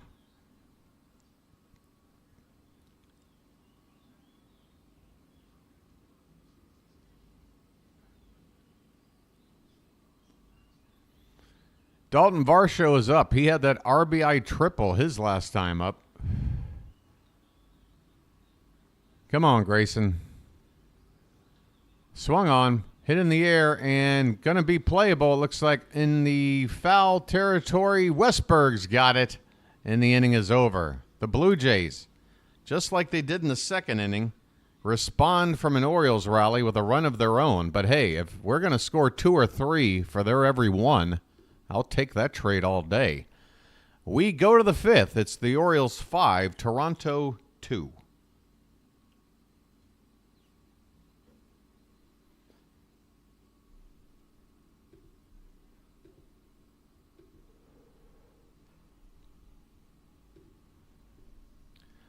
Yeah, folks, I'm just going to have to come up with a new gimmick.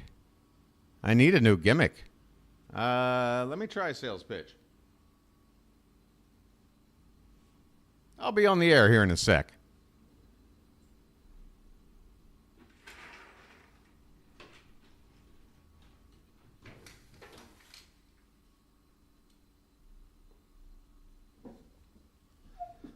All right. Where am I? Where the hell am I? Hi, folks. Thank you for tuning in to the Orioles Birdwatcher channel. Tonight's broadcast is brought to you by the Orioles Birdwatcher channel. That's right. This channel is ad-free at the moment, sponsor-free, and coming at you free. So here's the deal. I'm going to keep doing this. And really, at the end of the day, doesn't quite matter because I love doing this. But I need your help growing the channel because I got a feeling this channel is very necessary. So let's get a few subscribers in here tonight. I know you're in there. I know you're out there. I know you're out there. Every night you're out there. We got over 100 people watching right now. Thanks for getting those likes up to 55. Wow, a like just got removed. What did I say? Okay. Well, a like went away and a sub came in. I guess I'll take the trade. Gunnar Henderson is going to lead it off for the 3rd time in the ballgame. First pitch is ball 1.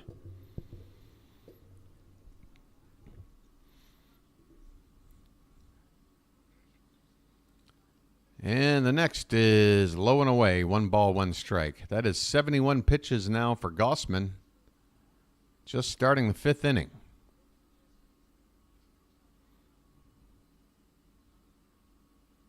I got you, my friend. No worries, no worries. This one's lifted in the air to left. Gunner looking to go oppo, but it's going to just make the track. Henderson with a good swing to the opposite field. Just not quite enough on that baseball to get out of here. 1 away. Adley Rutschman, 0 for 2 so far tonight. He's due. 0 for 2 means you're due. Takes off the plate for ball 1.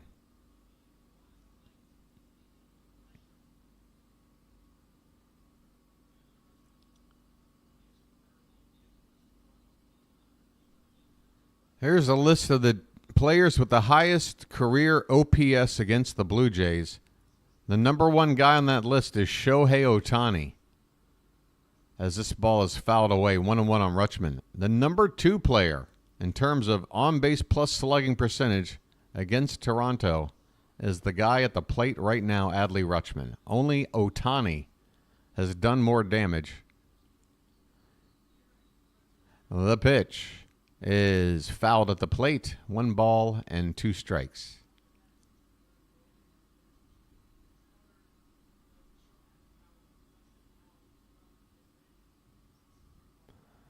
James is feeling chatty tonight.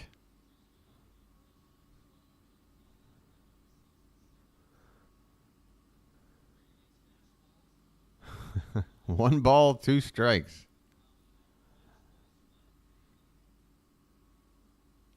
The pitch is in the dirt, 2-2.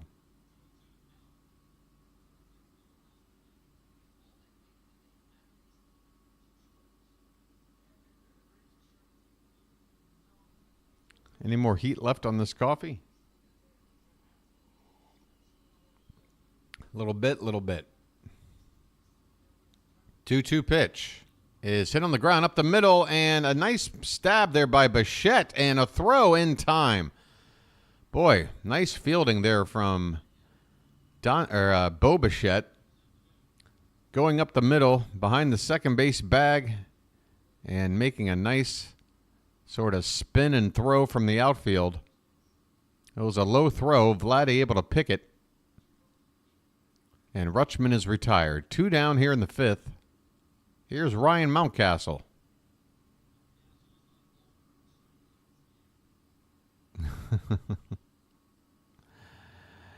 Ah, boy. First pitch is at the bottom of the zone for a called strike.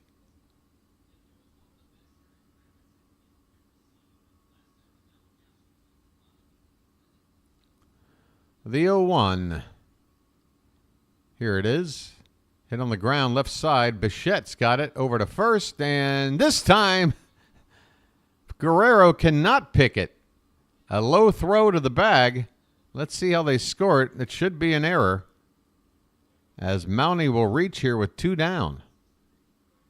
That was a much easier play for Bichette, but that's how it is with shortstops sometimes. They're your most athletic guys. They can make the flashiest of plays, but like with Gunnar earlier in the ballgame, sometimes that happens.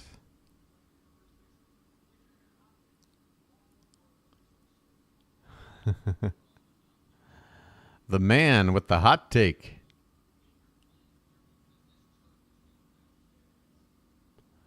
I've got zero worry about the New York Yankees. Again, if they wind up winning the division, I don't care. We just do our job. We're on pace to win over 100 games. We'll take care of business in October. That's what we got to do. This one's popped up. Foul ground. Third baseman has got it. That's Kiner Falefa with the catch. A pop out in the foul ground by Ryan O'Hearn ends the inning. We are halfway through this one here at Rogers Center, folks. It's the Orioles 5, the Blue Jays 2. I mean, don't get me wrong, folks. Nothing I enjoy better than being able to boast that, hey, New York, we're better than you. And, hey, head-to-head, we are. And there's a long way to go. Folks, do I need to wind the clock back a grand total of 1 season? Anybody remember how hot of a start the Rays were off to? Anybody remember how all of baseball after the first month or 6 weeks anointed the Rays as the best team in baseball? They're going to win 115 games. Everybody is in trouble against this team. What happened? They didn't even win the division. We did. So if we can come back against a team that everybody thought was, locked in. I get it. The Yankees, the bigger payroll, the big names, the Soto, whatever. We'll see. The Yankees have their flaws. They do have some flaws in there. But what I will say is that their starting rotation without Garrett Cole has been extremely impressive, all things considered. That was the biggest question mark, was could this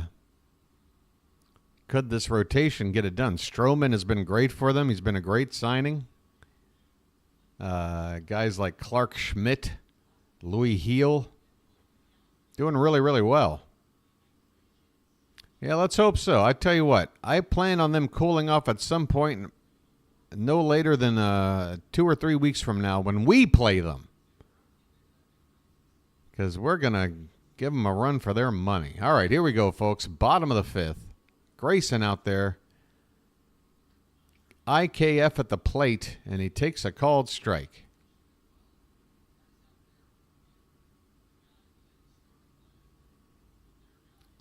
Let's not have that Yankee talk just yet. What's the talk? This one's hit in the air to center. Cowser's right there. That ball was hit hard, but Cowser positioned well to make that catch. 1 out in the bottom of the 5th. Yeah, I'm not going to sit here and trash talk. And look, I hate the Yankees. I don't use the word hate for a lot. But, yeah, there is a deep disdain for the New York Yankees, and it's always been there. They've always been the enemy. What do you want me to do? Kevin Kiermaier takes a called strike on the outside corner. But look, if the Yankees are playing well, I'm not going to sit here and try and tell you a different story. This pitch is high, 1-1 the count. But what I will say is this. I firmly believe, head-to-head, we're a better team than they are. Head-to-head. 1-1 is fouled away, and the count is 1-2. I just feel like our team is a little bit more complete. I mean, they've got the biggest studs. Nobody can deny it. The combination of Soto and Judge back-to-back is ridiculous, and that's going to help them win a lot of ball games. This pitch is fouled back. Still 1-2 on Kiermaier. One out here in the bottom of the fifth. Base is empty. The Orioles ahead 5-2. But, yeah, with our lineup, I don't know, our chemistry, just guys contributing up and down the lineup, I don't know. We'll see. Swing and a miss. Grayrod gets a strikeout. 2 down here in the bottom of the fifth. Oh, Jeffrey Mayer. I know. Nobody's ever going to forget. I know. I've had Jeffrey Mayer living rent-free in my head now for nearly 30 years, and I'm ready to get him out of my head. There's a breaking ball taken to Schneider for strike one. Trust me, I've had to sit and have therapy sessions, laying out on the couch, talking about Jeffrey Mayer. Here's a called strike on the outside corner. 0-2 on Schneider, who's 0 for 2 so far today. Melanie with the hot take. 0-2 is popped up and out of play.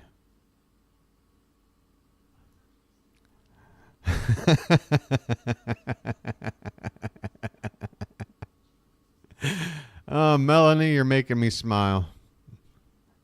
I can't repeat what you said, but, you know, I understand. This one is hit in the shallow right. This could be trouble. A lot of people converging, and nobody can get to it. That ball's going to dump in there. A bloop hit for Varsho. Excuse me, for Jansen. I can't or is that Schneider? I can't tell anybody apart. Can somebody not have a mustache, please? So I can figure out who people are anymore? I mean, I'm telling you right now, folks, I don't mean to sound racist, but if you're white and you have a mustache, I don't know who you are. I'm only guessing. All right. It's Schneider at first base. Jansen's coming up now. All right. Here we go. The pitch is, oh, that ball's crushed, but he got out in front of it, luckily, for a foul ball. Man, look out over there. That ball was hit so hard it got wedged between the screen and the base of the wall there. 0-1 on Jansen. Be careful. He just hit the crap out of that pitch. And now he goes and fouls this one off. This one on the outside corner. No balls and 2 strikes. Runner at first, 2 down. The Orioles ahead 5-2 here in the bottom of the fifth. And folks, I got to tell you what, I'm the best damn broadcaster there is. I cover all the bases. I give you the info. I give you a good, clear, concise call. I throw in some dumb stories. Popped up on the infield. Gunner waving off everyone. He's got it. And this inning is over. 5 innings in the books. The Orioles ahead 5-2. All right. How you doing? As a black person, I deeply agree. Somebody do something with all these giant mustaches, I swear. I do feel like I'm on the set of Boogie Nights. Anyway, how we looking? What's Grayson's stat line looking now through 5? Nice and healthy, right? 4 hits, no walks. No walks. I like the no walks. 3 strikeouts. That's okay. Hey, if the strikeout totals aren't like 1 per inning, I'll trade that for no walks. That's right, James. A chance tonight. Again, folks, the Orioles have played several less games than the Yankees. Give us a chance to play them and then see where we stand. If we win this game tonight, I believe in the loss column we're tied, right? Somebody let me know. Don't we both have 19 losses? It's just a matter of playing our extra games. Gold chains, big collars, chest hair. All right, well, we don't have to go from looking like John Holmes to looking like Ron Jeremy. Are these our only options? We have to look like one of 2 different old school adult film stars. My coach said the Yankees are the best team in the world. All right. He said we will flop. All right, well, Pup Chase, I tell you what, this might result in you having to do a bunch of laps around the field. But why don't you tell your coach to go screw, all right? Tell him BW said that. I don't think your coach knows what he's talking about.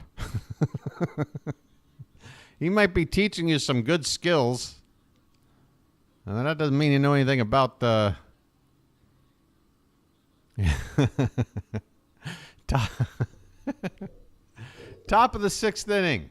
Anthony Santander is at the plate. First pitch is off the outside edge, but called a strike anyway. 0-1 the count. Tony is 2 for 2, including that 2-run homer. Getting that average up. Hey there, Foxy. This one's drilled in the right, but it's going to be right at the right fielder who is playing just a couple of steps in front of the track to make the catch. Springer hauls that one in. Tony with another. Man, I'm telling you what, the Orioles, the consistency with which they square up the baseball and hit the crap out of it, I don't know, 95 miles an hour or more, just time after time. Here's Jordan Westberg. 1 out, nobody on. 1 for 2, a single, a stolen base. He fouls one away.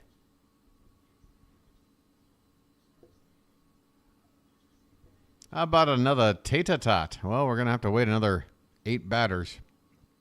Tony will get one more trip to the plate at least before we get out of here. Perhaps 2. This one's hit in the air to right, backing up, and making the catch on the track is Springer. I tell you what, these Blue Jay outfielders, they are playing deep, and they should be. I mean, everything is going to the track. So a deep fly ball out there from Westberg, 2 down. And that'll bring up the milkman. You know what he did in his last at-bat, right, everybody? Oh, no. Well, that should be a milkman. Instead, you just get the words. My awful chat. My awful emoji access. Why do I have the worst access to these emojis that I made? 0-1 as Cowser fouls one back. 1 for 2 with that RBI double his last time up.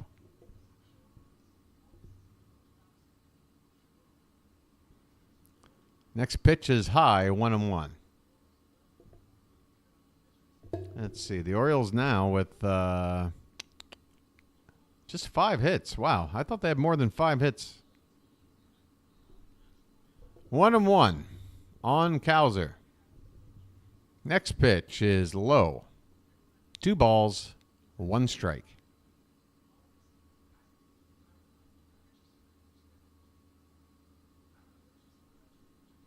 Yeah, I'm just not worried about winning the division. I'm just not.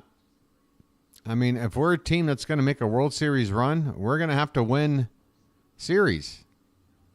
You know, so if we have to play a wild card series, first of all, I'll tell you this. The top wild card seed, they get the home field. And it's a 3-game series. They're all at home. So the odds are if the Orioles didn't win the division, they'd be the top wild card. There's a called strike to Cowser, and the count goes full. If we're the top wild card, that means we're playing 3 home games, much like the 3 out of 5 we had against Texas. We couldn't even win the first 2 games at home. So if we can't do, I mean, you know, what I'm saying is we got to just win when we get in. And if we can't handle a 3-game all-at-home series in the wild card, then maybe we're not meant to be going deep into the playoffs. This is all to say that I'll be happy to win the division, get the bye, and do it like we did last year, only with better results. But I'm saying just get us in there, and let's worry more about how to handle it once we're there than the process of getting there, because we're getting there, folks. Another payoff pitch fouled away by Cowser, a deep at-bat, and boy, that one stung him on the wrist. Cowser walks away for a sec to shake that off. Hey, by the way, there's a brand new Orioles video loaded up on the Baltimore Orioles official YouTube page. It's probably sitting on their Twitter right now as well. And I forget what the name of it is, but it's basically something like Chillin' with the O's. Cowser hits this one on the ground. Diving stop by Vladdy. He throws from his butt to the pitcher covering and makes the out. Vladdy has been busy over there tonight. I'm telling you right now, he's burning calories. That's going to end the top of the 6th as Cowser grounds out the first. Bottom of the 6th, Orioles 5, Blue Jays 2. What was I talking about? I don't know. Oh, yeah, it's all about like once we get into September, once we realize, okay, we're getting into the playoffs one way or another, every decision from that moment forward should be all about setting everything up just so to have all the parts we need and everything to get us best prepared. And I'm also talking about like pregame stuff, batting practice and doing drills and stuff. Like work on stuff that could be, something that could affect a big moment in the ball game. I don't know. You know what I'm trying to say, right? Like, let's just focus on that. But yeah, there is a video out there called Chillin' with the Orioles or something like that. By the way, we're waiting for the bottom of the 6th to start. It just got uploaded since yesterday. It's about a 20-minute video. It's got Colton Cowser, Adley Rutschman, and Gunnar Henderson, the 3 of them just sitting around answering a few questions, I guess submitted, and just having a good time. And it's a real fun watch. And I'm going to tell you this right now, folks. Colton Cowser, you can mark it down right now. When he's done playing baseball, you will see him on TV as a baseball analyst or some capacity, because he's showing me in these videos he's ready to host. All right, Vladdy's up to lead off here, and he takes a huge cut at the first pitch from Grayson and misses, and the count is 0-1. All right, this is a big inning right here. 6th inning for Grayson. He's on 70 pitches at the moment. We got the middle of the order due up. And this one's hit on the ground and past the diving glove of Norby into right field for a base hit. A leadoff single for Vlad. So here we go. Now we got to start playing some strategy, start thinking about what our options are all over the place. I'm not saying Grayson is already gassed right now, but leadoff single. Again, this is a big inning. We got to start playing some smart baseball right here. Okay, we got Daniel Vogelbach at the plate. How about a ground ball? That would be lovely.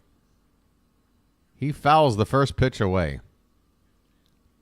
Vogelbach is 0 for 2 tonight.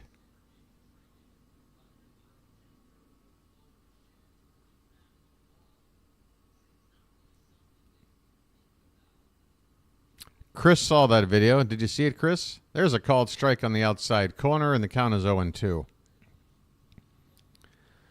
Thick like potato. Is very thick like a potato.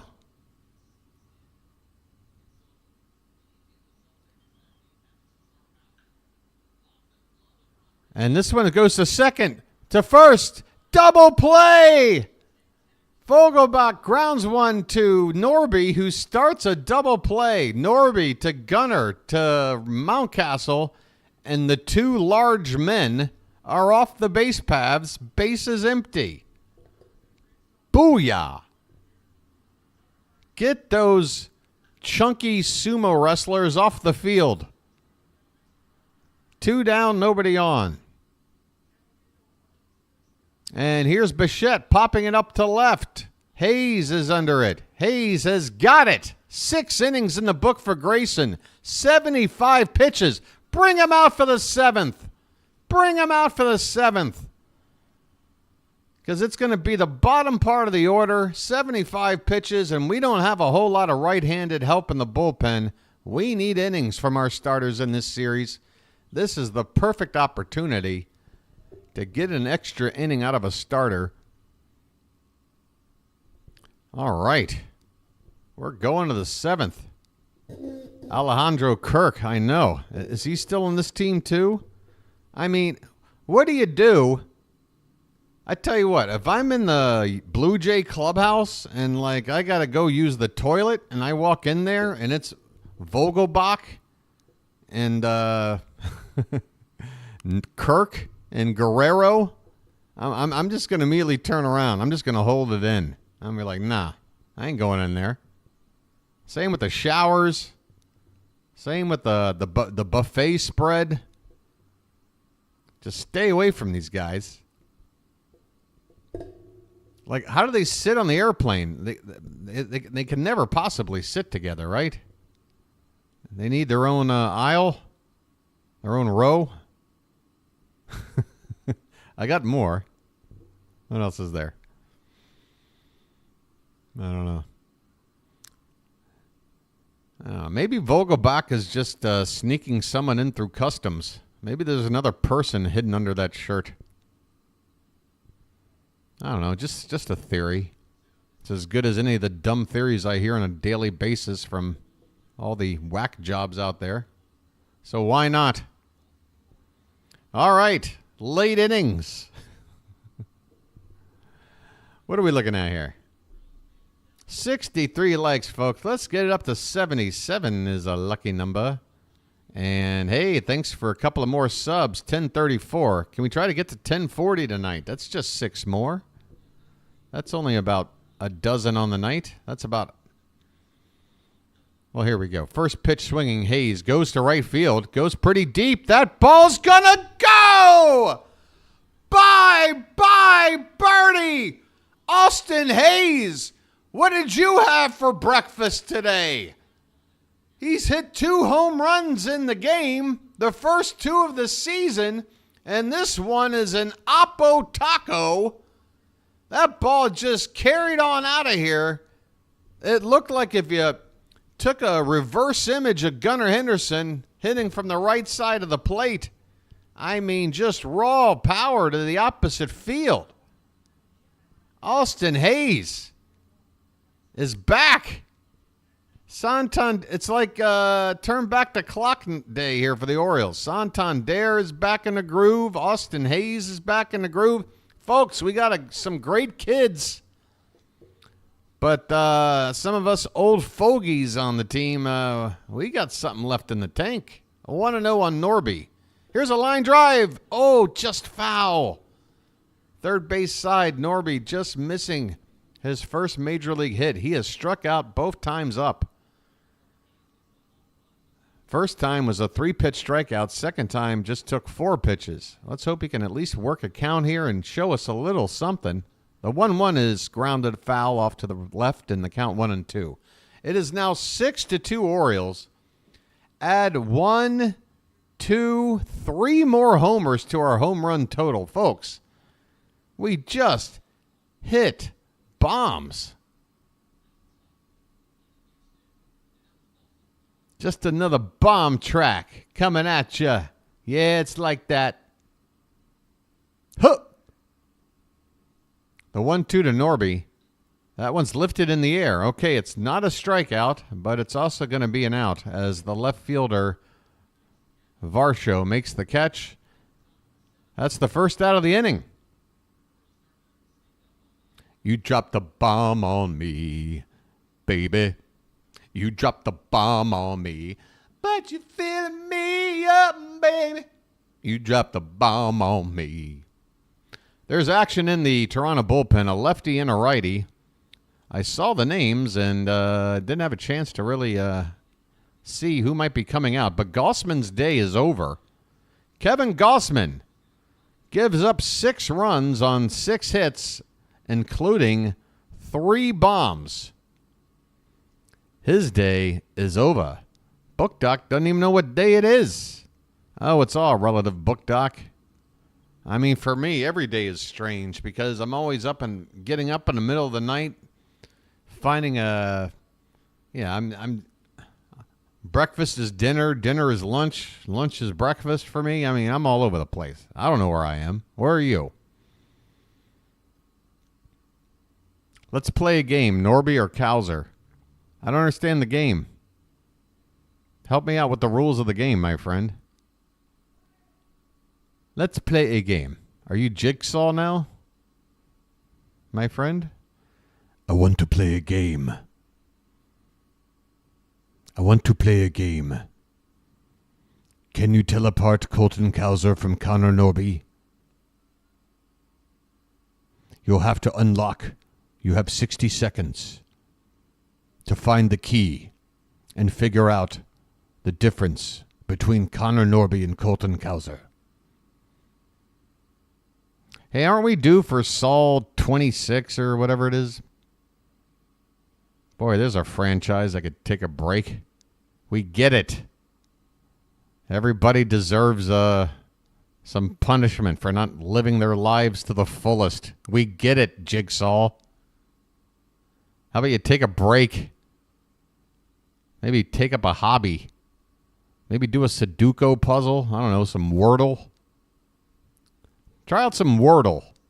You know what? Hey, guys, remember when Wordle was a big thing? And like on your social media, you'd see people posting their Wordle scores as if anybody would care.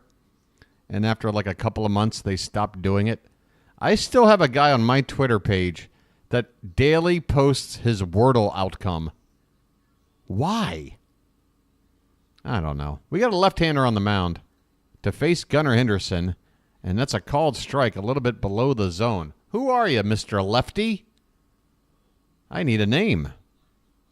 Littell, or is it just Little? I'm a little bit confused. 0-1 pitches, swung on and missed. Lefty on lefty here, with 1 out, nobody on. Top of the 7th, a run in on the Austin Hayes solo shot. The Orioles ahead 6-2. The pitch is outside. 1 ball, 2 strikes. Okay, I got to see this. Give me a name. B. Little. I be given little information. Brendan Little. He's a little guy. What a perfect name to have when you're on a team with a guy like Daniel Vogelbach and Alejandro Kirk and Vlad Jr. I'm the little guy. 2-2 the count on Henderson now. And folks, what happened here? This took me all the way back to this. Well, it is the middle of Gunner's at bat, so let's just stick out right here.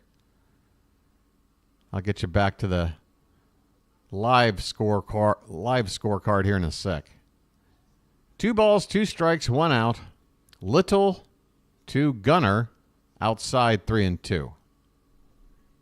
A bird and a ham, my man. Little Mendick. Oh, it never fails. It never fails. I mean, let's be honest, everybody. I'm sure a lot of you out there have children. How do you do it? Because I don't. This one's hit right in front of the plate, and making the play is Jansen as he has to pop up and throw out Gunner on a ball hit about 1 inch. That is Gunner's shortest ball hit of the season, I guarantee you. 1 inch.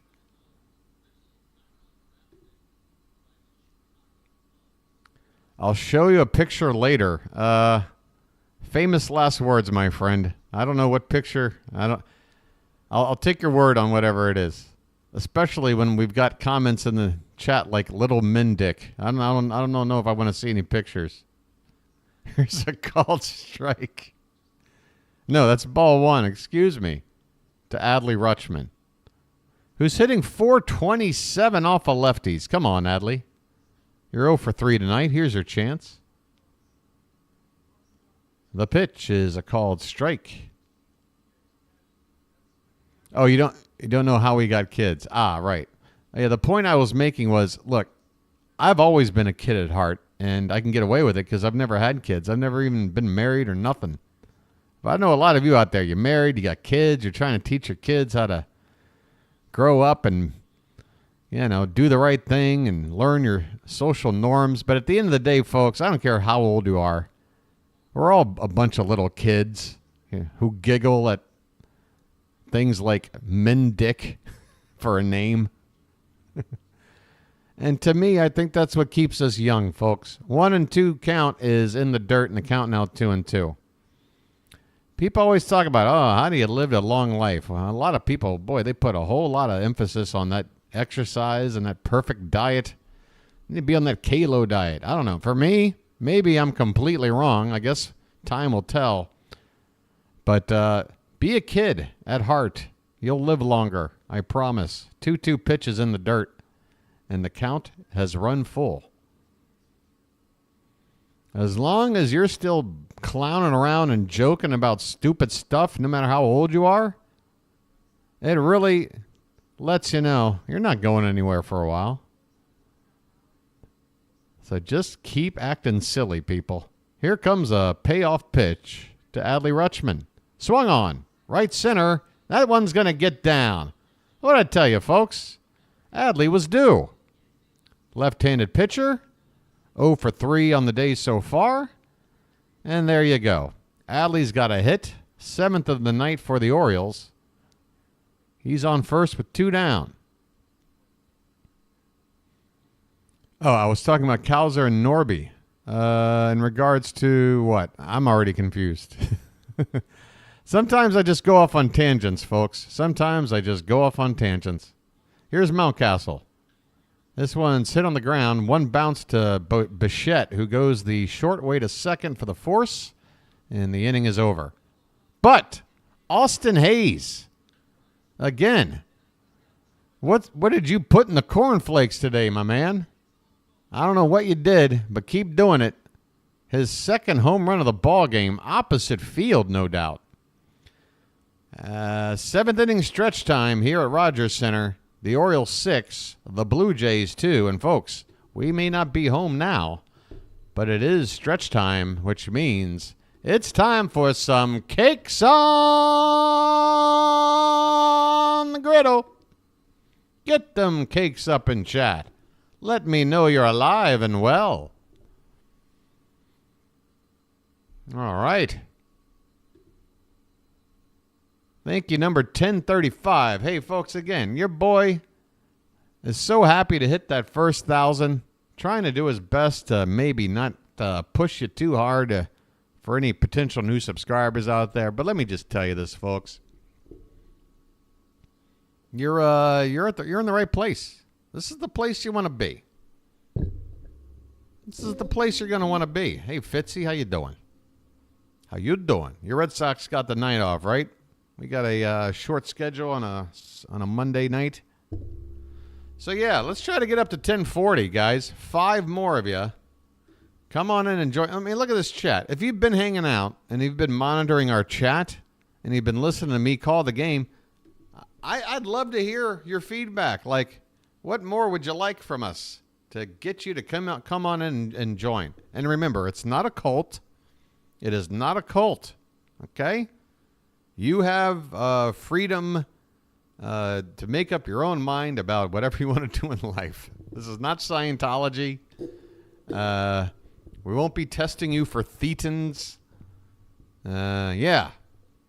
All right. Thank you, number 1036. Folks, every sub counts, and I'll work my butt off just to get one more. You better believe it. All right. Grayson Rodriguez is out there for the 7th inning, folks. Here we go. First pitch to Springer is hit right back the middle and past the diving glove of Norby for a base hit. Well, this is this is what we got to think about. Okay, we wanted Grayson out here, but now one pitch and a leadoff hit. So I'm not saying you yank him yet, but I say one more base runner and it's time to go. Let's try to get out of this without any more damage, without any more base runners. All right, first pitch to Varsho. Catches the top of the zone on the outside corner. Blue Jays have their leadoff man on here in the bottom of the seventh. Varsho tonight is 1 for 2. He had that RBI triple. Takes outside, 1 ball, 1 strike.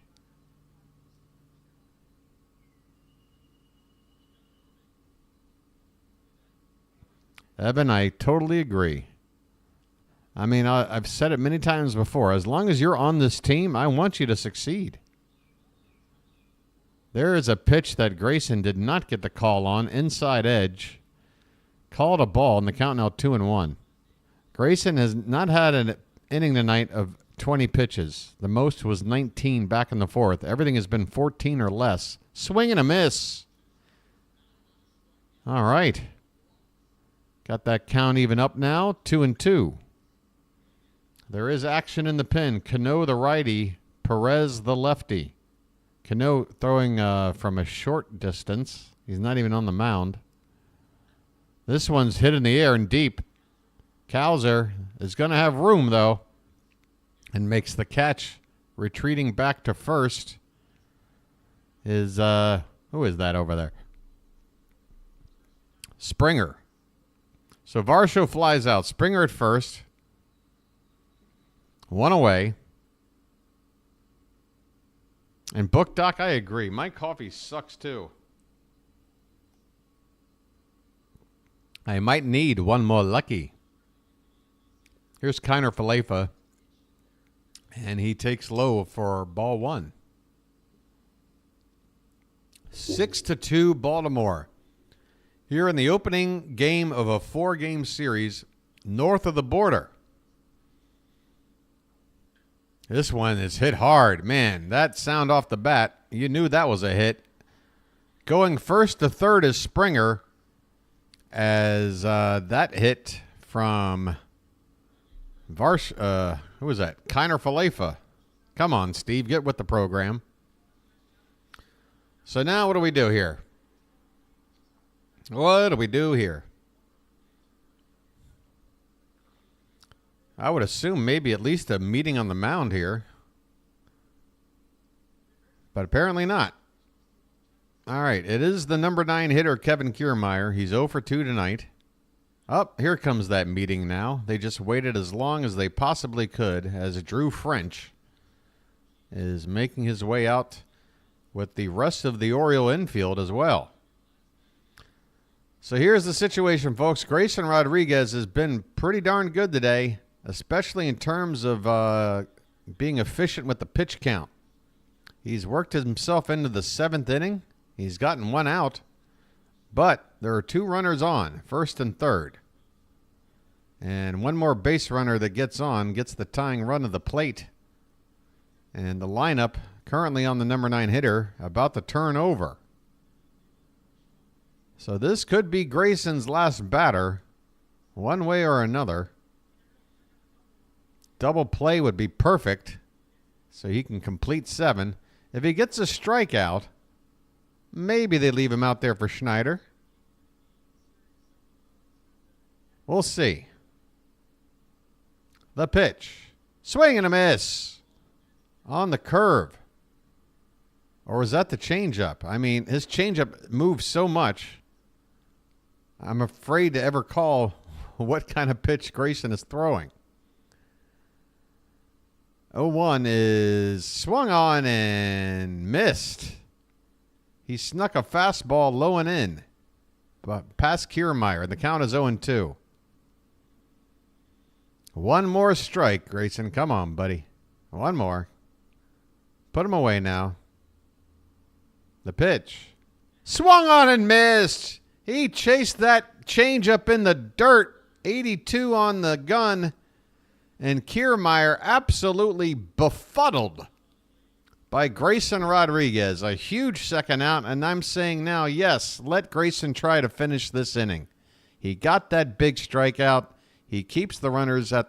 Oh, but here comes Hyde. And that's it. All right. Hyde says he wants to go to the pen now. Cano is going to come out. I mean, it's a righty for another righty. I don't know. You know, it's you know, if I disagree with Brandon Hyde on making the move instead of just starting the 8th with Cano, it's a minor criticism. And honestly, he might be doing the right thing, and I might be wrong. So what am I gonna do? Get all out of shape about it like some people do? I'm not gonna name any names. Nope, we're just going to see how this works out. I mean, we're going into this part. I'm thinking Cano can get the final out here. And again, we're going to have a lot of righties. But if we do need to get like a lefty guy out, that's what Perez is up for. And then you got hopefully Kimbrel in the 9th if need be. Currently a 4-run lead, not a save situation. But yeah. Just going to play it by ear. I think we've got the right things we need in place. Grayson didn't quite give us 7. That was sort of my dream scenario given our situation in the bullpen and what have you. But he came 1 out shy, and I'll take it. 6-2 lead. We're in pretty good shape. Austin Hayes, 2 home runs. I mean, can I just go ahead and give him player of the game, please? I mean, Austin Hayes. Where'd that come from?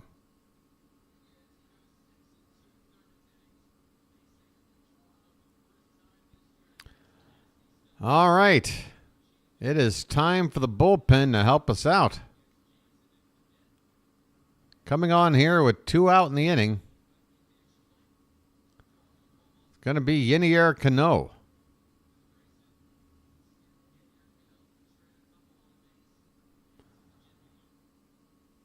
Oh, gosh, it's the 2-hour mark of the game. And right before Cano's first pitch. Man, I got to set a timer. I need to just set a timer to where every 2 hours after I start a broadcast, I just do this during a commercial. Almost back, folks. Almost back.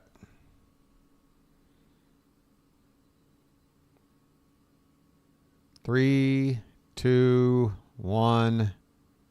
Where are you? Now you're just in a holding mode. I don't have time for this. Don't have the time. Come on. Apologies, folks. Apologies. It looks like we got out of the inning. If anybody is interested, it looks like we got out of the inning. So it looks like I'll have a little bit more time to set things up. I apologize. Cano got us out of the inning in some way. Relatively quickly, it would appear. All right. Looks like I've got it back just in time for the commercial. Great. All right. So a 2-pitch sequence from Cano, strike 1, and then a pop out by Schneider. Is that the deal? All right. Thanks for that guest play call appearance there, my friend. The Joan Rivers of the Birdwatcher channel coming in as a guest host when we need the most.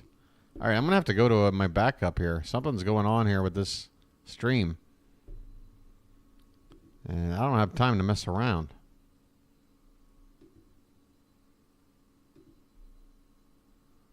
Mess with the bull, you get the horns. You know what I mean?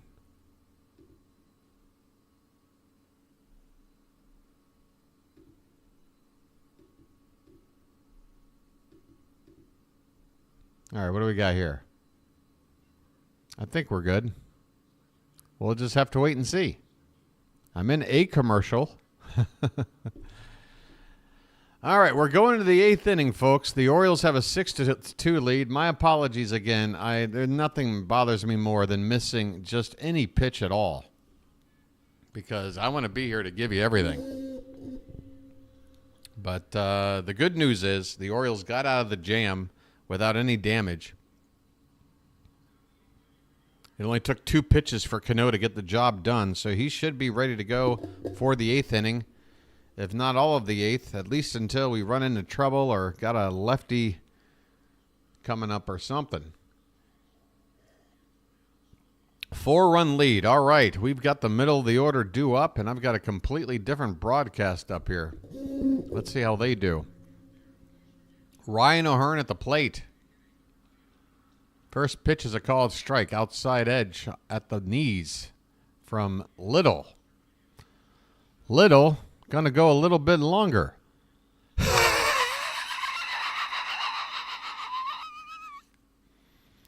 Connor Norby's out of the game. This one's hit on the ground, and wow, I tell you what what kind of throw was that?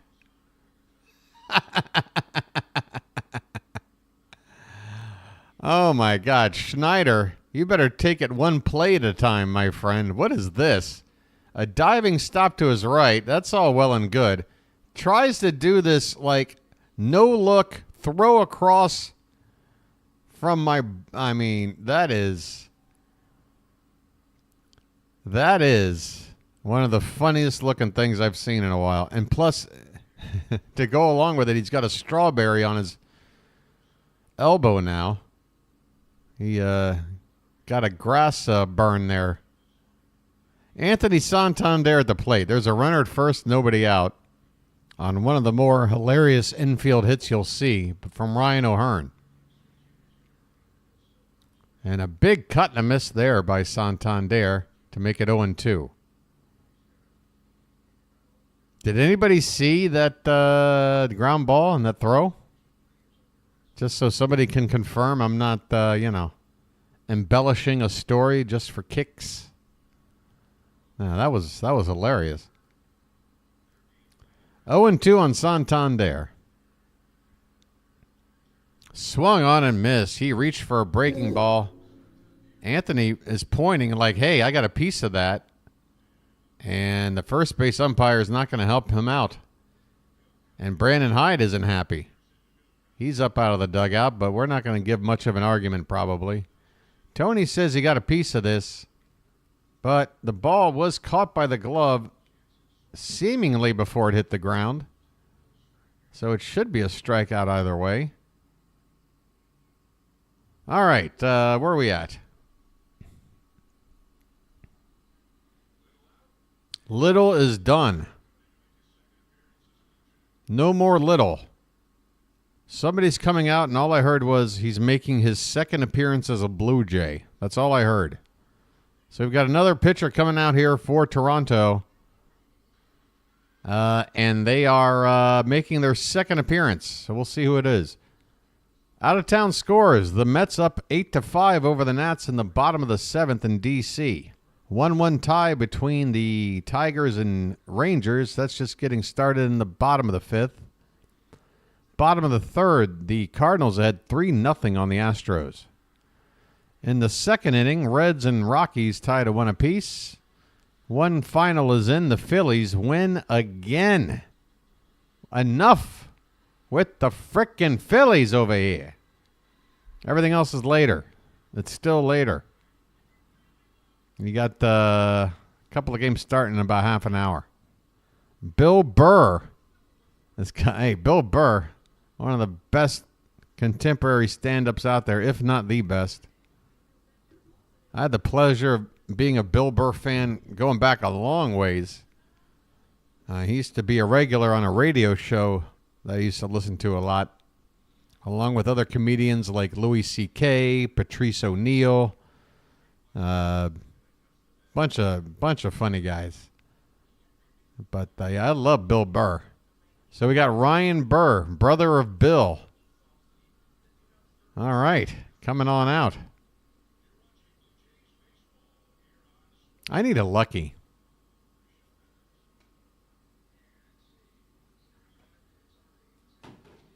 This is what happens when I wake up and do my stream without having any breakfast or anything.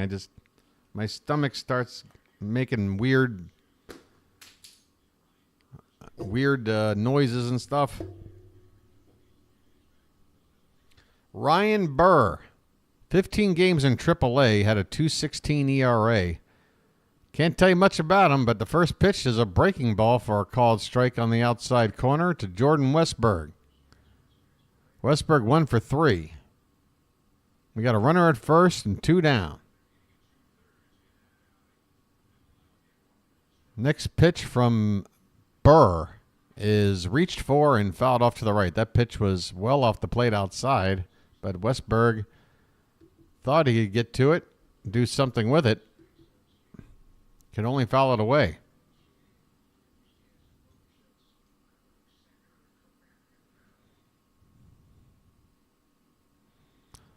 That could be a problem there, Book Doc. Called strike 3. Wow. Westburg goes down looking on a breaking ball. Absolutely perfectly spotted on the outside corner. That one started above the zone and then broke. I'll call it a slider. Man. This kid has impressed me after one batter or whatever it is. That was something. Here's Colton Cowser. First pitch is swung on and fouled to the right. Folks, I'm trying to get off screen here and enjoy Lucky. I need you guys in chat to pick up the pace. Where is the action?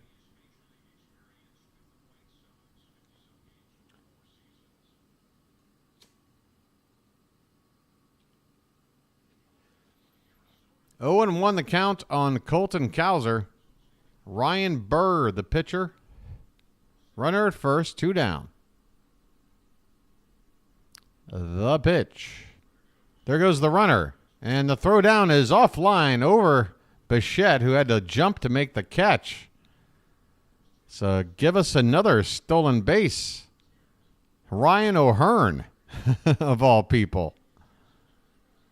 A straight steal from O'Hearn. Anybody have that on their bingo card? Well, he's in scoring position now, and a base hit can get him in. 0-2 on Cowser. Is a check swing low and in. 1-2. Keegan Aiken is getting loose. Perez was up earlier, but when the Orioles added that run to make it a 4-run ball game, perhaps Hyde is wanting to go with their lower leverage guys.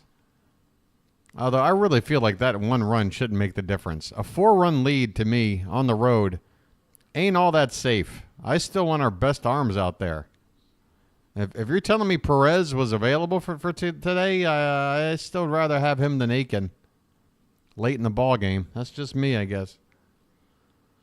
1-2 the count on Cowser.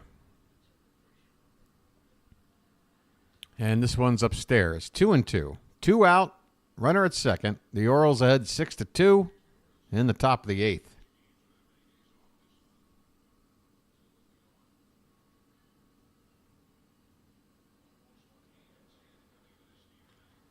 Next pitch is lifted into the air off to the left and going to get out of play. Still 2-2.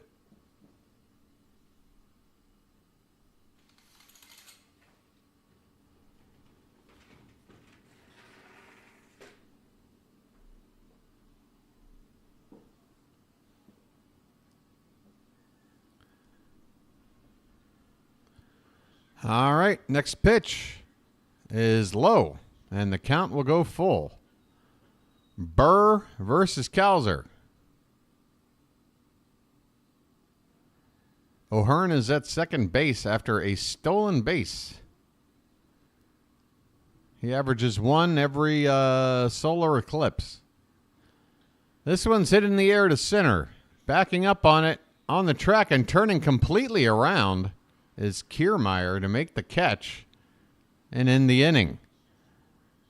So the Orioles get a runner in scoring position, but he's left out there. But we've got a 4-run lead. We're going to the bottom of the 8th. The Orioles 6, the Blue Jays 2. How you doing?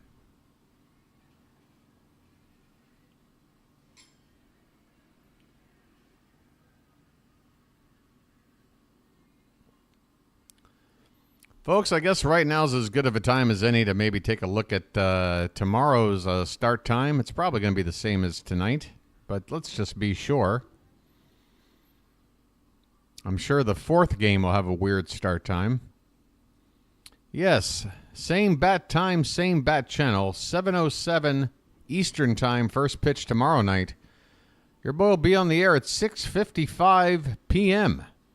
So lock it in, folks, because Corbin Burns, our ace, is on the mound against Undecided. Oh, I like Corbin Burns against Undecided. I like that a lot. Yeah, so let's lock this game in. Let's beat up on Undecided tomorrow and take the first two games of this series. Set us up nice. That would be nice. All right, it should be Cano out here for the bottom of the eighth, at least to start things. 2, 3, and 4 due up for the Blue Jays. Danny Jansen. He'll be followed by Vladdy Jr. and Daniel Vogelbach. That's that lefty. But see, if you brought in Perez to face him, then you got a righty Bichette and a righty Springer after that. I mean, just pitch to Vogelbach for crying out loud with a righty. Let's try to get Cano through the eighth inning, then figure it out from there. All right, first pitch is off the plate outside, ball 1 to Jansen. He is 0 for 3 so far tonight. This one is outside, 2-0.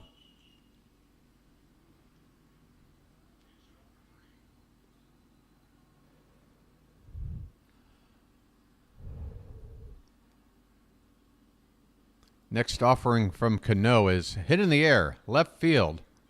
Toward left center, Hayes drifting and makes the catch with plenty of room to spare. One down. We need 5 more outs with a 4-run lead. We better get the job done. If you heard a bird, you might have. They are chirping behind me. I've got the door open behind me to let out all the lucky smoke. Here's Vlad Jr., 2 for 3. He's got a single and that solo home run. He takes a called strike from Cano.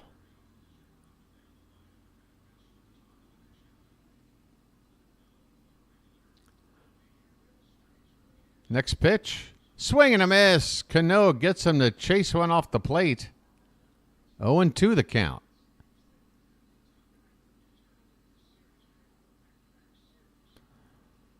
Vogelbach is on deck.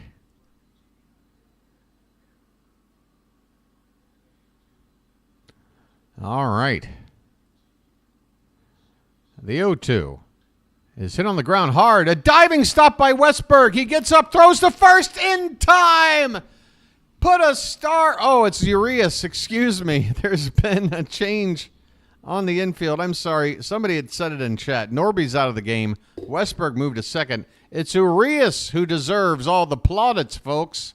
Ramon Urias, with a diving stop to his left, gets to his feet and throws out Guerrero. And here comes Mr. Potato Head. 2 down, nobody on. Here comes the Stay Puft Marshmallow Man, ladies and gentlemen.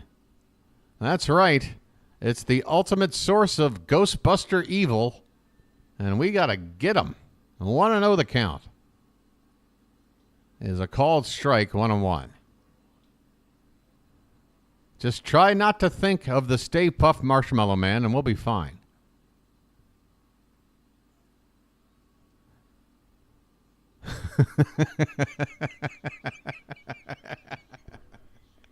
We are so unfair. We are so petty. 2-1 the count. I'm responsible. I take the blame. This one's inside. 3-1. Come on, go after this guy. I mean, so what if he gets a hold of one? We got a 4-run lead with 2 out right now. Just throw strikes. Come on, Cano. 3-1 pitch. is hit back to Cano. No, it's past him, but Gunner's backing it up, and he's got it over to first in time. Vogelback. Catch your breath, sir. You just ran 90 feet. Slow yourself. Pace yourself. Somebody get that man some oxygen. We're going to the 9th inning. Orioles 6. Blue Jays 2.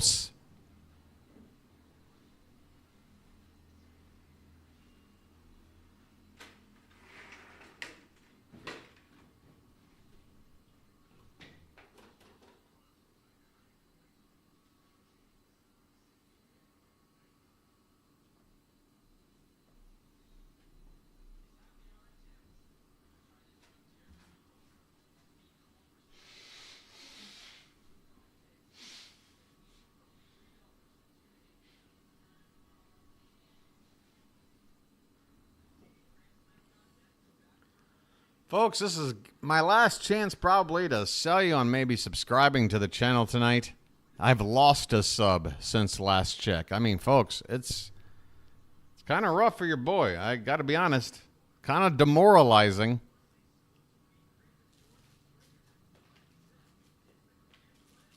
Again, I can't possibly be more thankful than I am for reaching our crazy goal. Getting to 1,000 by June. Oh, if I average 10 a day going forward, I guess I can't complain. I tell you what, if we get 1,000 in the first 2 months, how about 1,000 over the next 4? If we end the season with 2,000 subs 6 months in, that's great. So I'm willing to let the growth of this channel be cut in half. But in order to do that, we still got to average, I don't know, about 10 or 12 subs a night as somebody else says goodbye. All right, apparently never talk about subs again. Here we go to the 9th. My apologies for giving you everything. All right, Austin Hayes is at the plate. How about a 3-homer night, Austin? What do you say? I tell you what, there are some fickle people out there. The 1-0 pitch to Hayes is outside 2-0. Austin Hayes. I get no respect.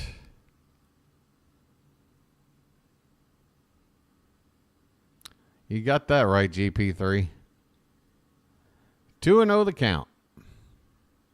And this one is fouled off to the left. Hayes going after the 2-0 pitch, only able to foul it away. 2-1 the count.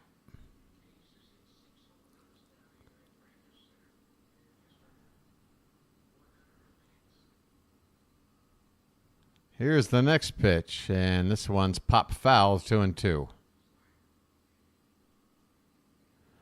Now I got to sit back for the rest of today after the game and wonder, wow, BW, how exactly do you keep your channel growing? How do you make people feel comfortable about it? How do you not annoy them? I guess I'm just going to have to figure out another way. Here's a check swing, excuse me. Hayes gets a piece of that. Foul ball, 2 balls, 2 strikes, nobody out in the top of the 9th.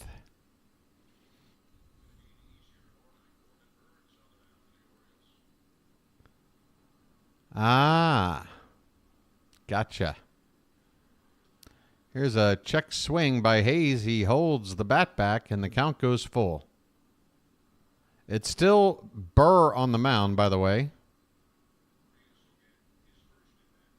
Ramon Urias is on deck for his first plate appearance of the night. Payoff pitch is hit on the ground to short. Bichette's got it to first in time, 1 away. Bo Bichette. Oh, by the way, folks, I was a bit surprised not to see Urias in the lineup tonight because I hope everybody in Charm City chat is going to say something along with it. Happy birthday to Ramon Urias. If you check Orioles Twitter, today is his birthday. So here he is up at the plate.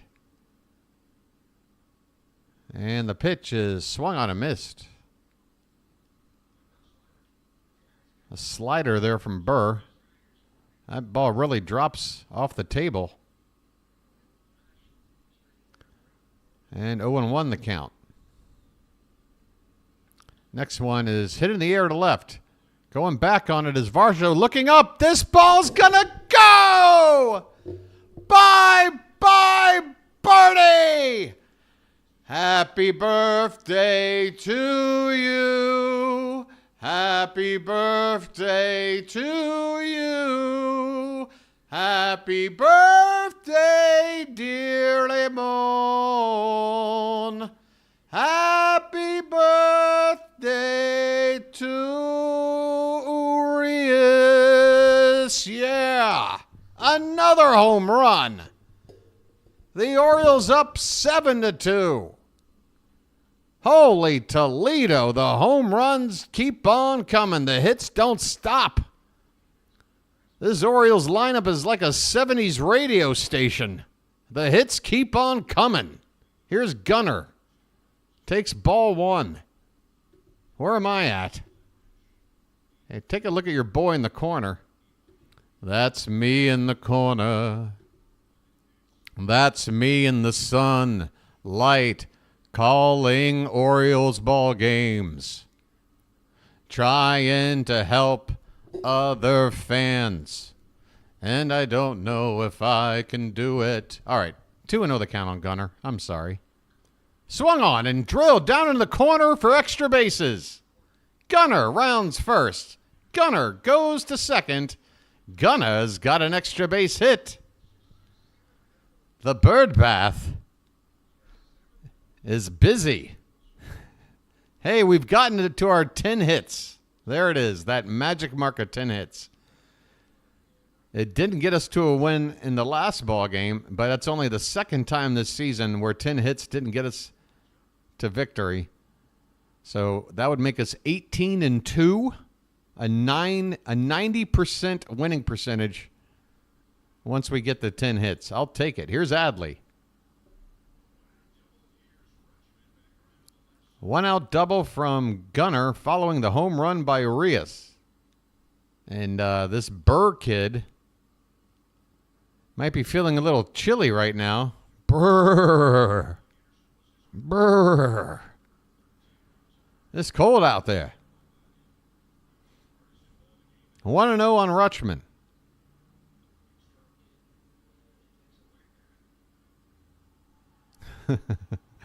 There's a called strike on the outside edge. 1-1 the count.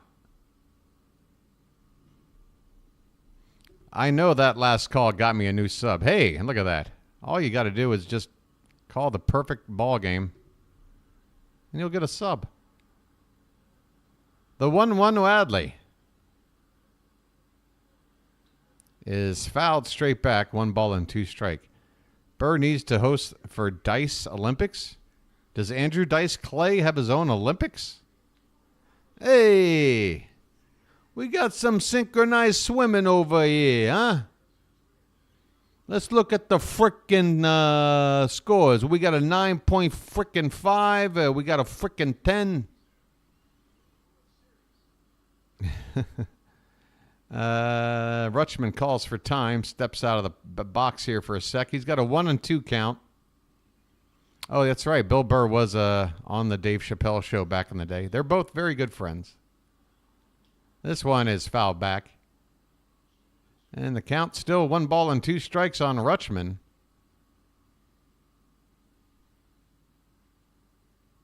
Happy birthday to Raymond. Indeed. 1-2 to Adley is popped up down the right side and into the stands. Not a very crowded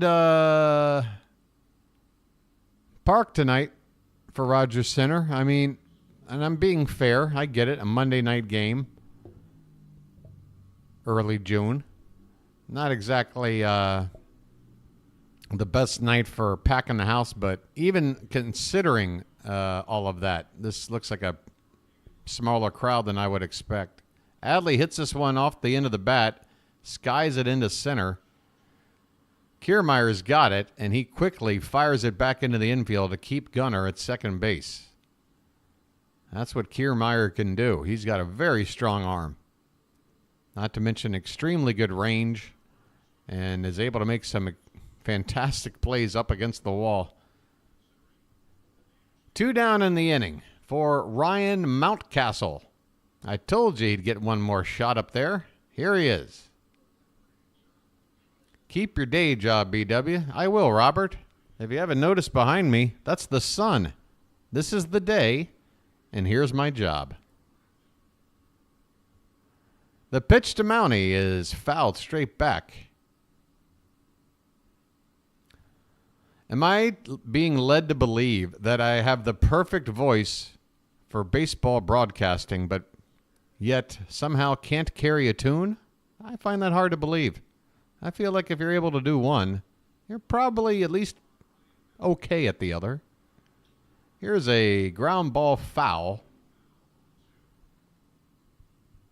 by Mountcastle. I've got a face for radio. Why, thank you, my friend. You have a face for Morse code.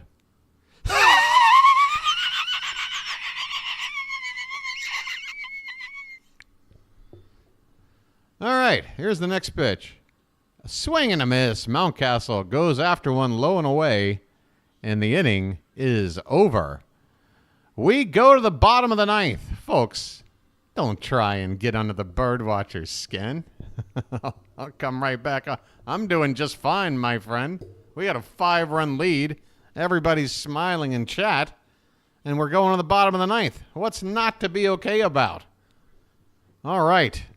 Let me close this thing behind me here. Hold on a sec.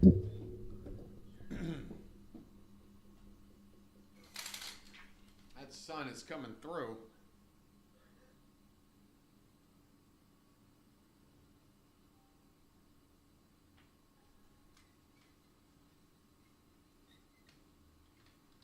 All right. Perfect. Perfect. All right. I am ready for the bottom of the ninth.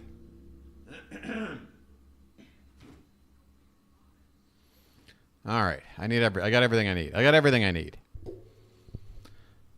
I'm pretty sure my butt was left off camera, right? Anybody get a glimpse of BW's derriere?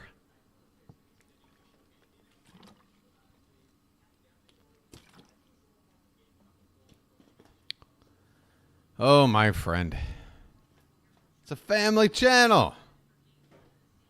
All right, well, you know, what I'm sick of seeing on a family channel is watching somebody, like, change a baby's diaper, and I got to stare at some baby's butt while they do it. Why does a baby's butt get to hang out on a family channel, but a little accidental plumber's crack sends everybody into a frenzy over here?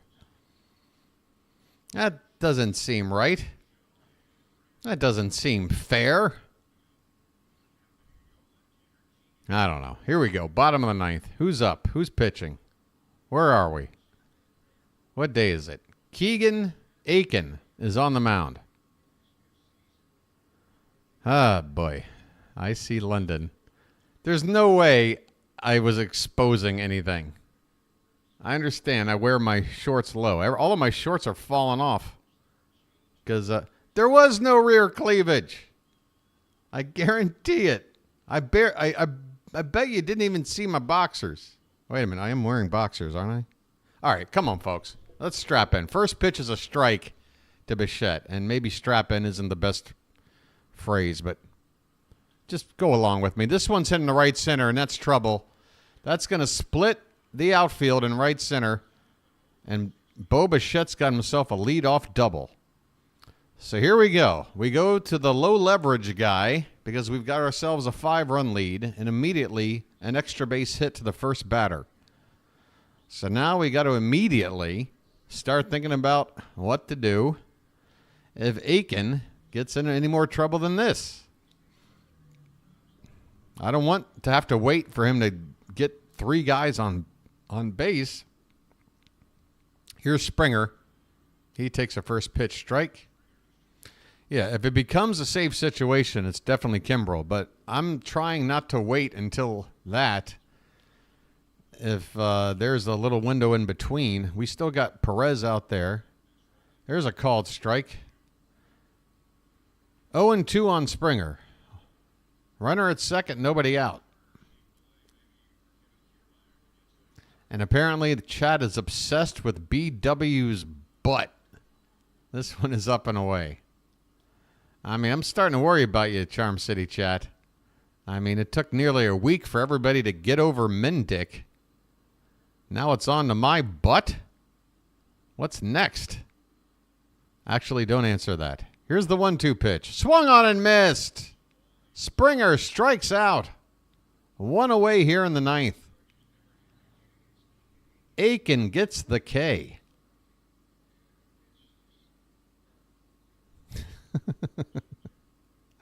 What are you guys doing to me over here? Be good to your boy, the bird watcher. He's putting everything on the line for you.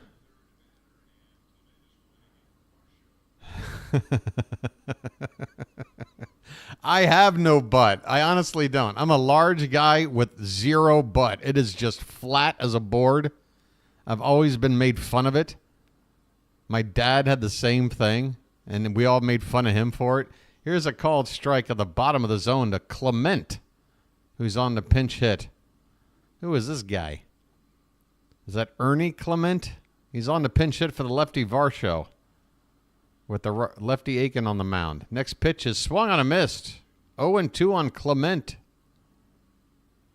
Hey, look, guys, I've told you once, I'll tell you 1,000 times. All I want to do with my channel is zoom a zoom zoom and a boom boom. That's it. That's all I want to do. This one's popped up. On the infield, who wants it? Gunner calling off. Westberg makes the catch. 2 down. 2 down, baby. One more out with a 5-run lead. All right. We barely got this game. James, I barely put you in a 24 timeout before the game was over. That's what I barely did. If you're going to write something that ridiculous, how did we barely get this game? I don't even know what to say anymore. How? It's not even worth like trying to figure out the thought process. This one's fouled away. 1-1 the count on Kiner Falefa. He's up there 2 out in the ninth with a runner at second. Blue Jays need like 3 more guys to get on base before we got to worry. Barely got there. What are you talking? Just makes sense. That's all. You can have a take completely 180 from mine. Just have it make sense on some level. And I'm willing to work with it. 2-1 the count on Kiner Falefa. And this one's in the dirt, 2-2. Come on, Aiken. One more strike, and we can all call it a day. And take the opener here. By the way, I got to figure it out in my head. So far, 5-1 against Boston, 3-1, so 8-2 with the Yankees. And then we took 2 out of 3, so 10-3. And now we're about to be 12-4. As this ball is lifted into center, Colton Cowser makes the catch, and the ball game is over. Folks, if my math is correct, the Orioles' record in division play at the moment, 12-4. We're winning 3 out of 4 against the division. On average. The Orioles take the opener. It was home run city here north of the border, and I'm expecting more over the next few days. My goodness. People are saying goodbye already. Where are you going? I got some things to talk about. Tonight's ball game. The Orioles got the scoring started in the second inning with a 2-run shot from Anthony Santander. The Blue Jays responded with a run in the bottom half on a triple from Dalton Varsho. Then in the fourth, the Orioles added 3 runs. First on a RBI double from Colton Cowser, and then Austin Hayes hit the first of 2 homers on the day, a 2-run shot that made it 5-1. The Blue Jays in the bottom half of that inning again responded with a solo shot from Vlad Guerrero Jr., and then the Orioles in the late innings added on with a pair of solo shots to put the game out of reach. Hayes with his second, and then on his birthday, Ramon Urias went yard in the ninth. Final score, Orioles 7, Blue Jays 2. Your winning pitcher, Grayson Rodriguez. Well deserved. Kevin Gausman gets the loss. No save to be had. And hey, how about the bullpen, folks? Grayson going nearly 7. Cano giving us that inning and a third to bridge us to the ninth inning, allowing us to widen the lead to the point where we could afford to bring out a guy like Keegan Aiken to pitch an inning. And it all worked out well. So we should have a pretty good bullpen ready to go for tomorrow's game, as well as Corbin Burns, our ace on the mound, against who knows? Does that make this our 38th win of the season? I believe so. We are now 18 games over 500, and a couple of more wins would put us right at 40-20. That's what I want. That's a nice record to have. All right, folks, let me go on through the Charm City chat here, and on pace to win 106 games. There you go, Chris. I mean, it's been consistent all year long, right? We've been somewhere in the neighborhood of winning between 100 to 108 games all year long. Fantastic. Just want to say I'll see you tomorrow. Thank you, Shantae. Janet, always thank you so much for your help as the mod. Folks, be sure to thank Janet on your way out the door. Parker, thanks for being here. Gerald Perry, good game. Awesome calling. Appreciate it. GP3 says that's a wrap. The man goes, Lemon. And the haze effect in full effect. Solarino. Sunglasses. Sings. Lucky. Yeah, you know what? I need to get some Blues Brothers sunglasses for the full look. Christina, thanks again for helping out modding. Chris, Cantankerous, always good to have you in, buddy. Boy, Cantankerous, I don't know if he can hold that title anymore with some of the guys we get in this chat. Matt, Chris, Robert, thank you for telling me it was a great call. Thanks for being here as well. I'm probably going to miss some people, but big thanks to everybody. My friend, if I missed you already, you know I love you. All right, we'll just leave it at that. I'm seeing a lot of names that are repeating. I might have missed a few, but great turnout, guys. Nearly 100 people still here when the game is over. And 76 likes, nice and healthy. One more check on the sub count. Did anybody come back? Hey, baby, come back. This is the channel you want to be. There was something in the way BW called it. Baby, come back. 2131 total views. Yeah, doing great, guys. Everything's looking good, Bartman. All right, I hope you guys have a good rest of your Monday night. Great start to the road trip. Great start against a division rival in a 4-game series. And we got Corbin Burns back tomorrow, 6:55 p.m. Get your heinies back in the chat, all right? And also, you've got a homework assignment from the Bird Watcher.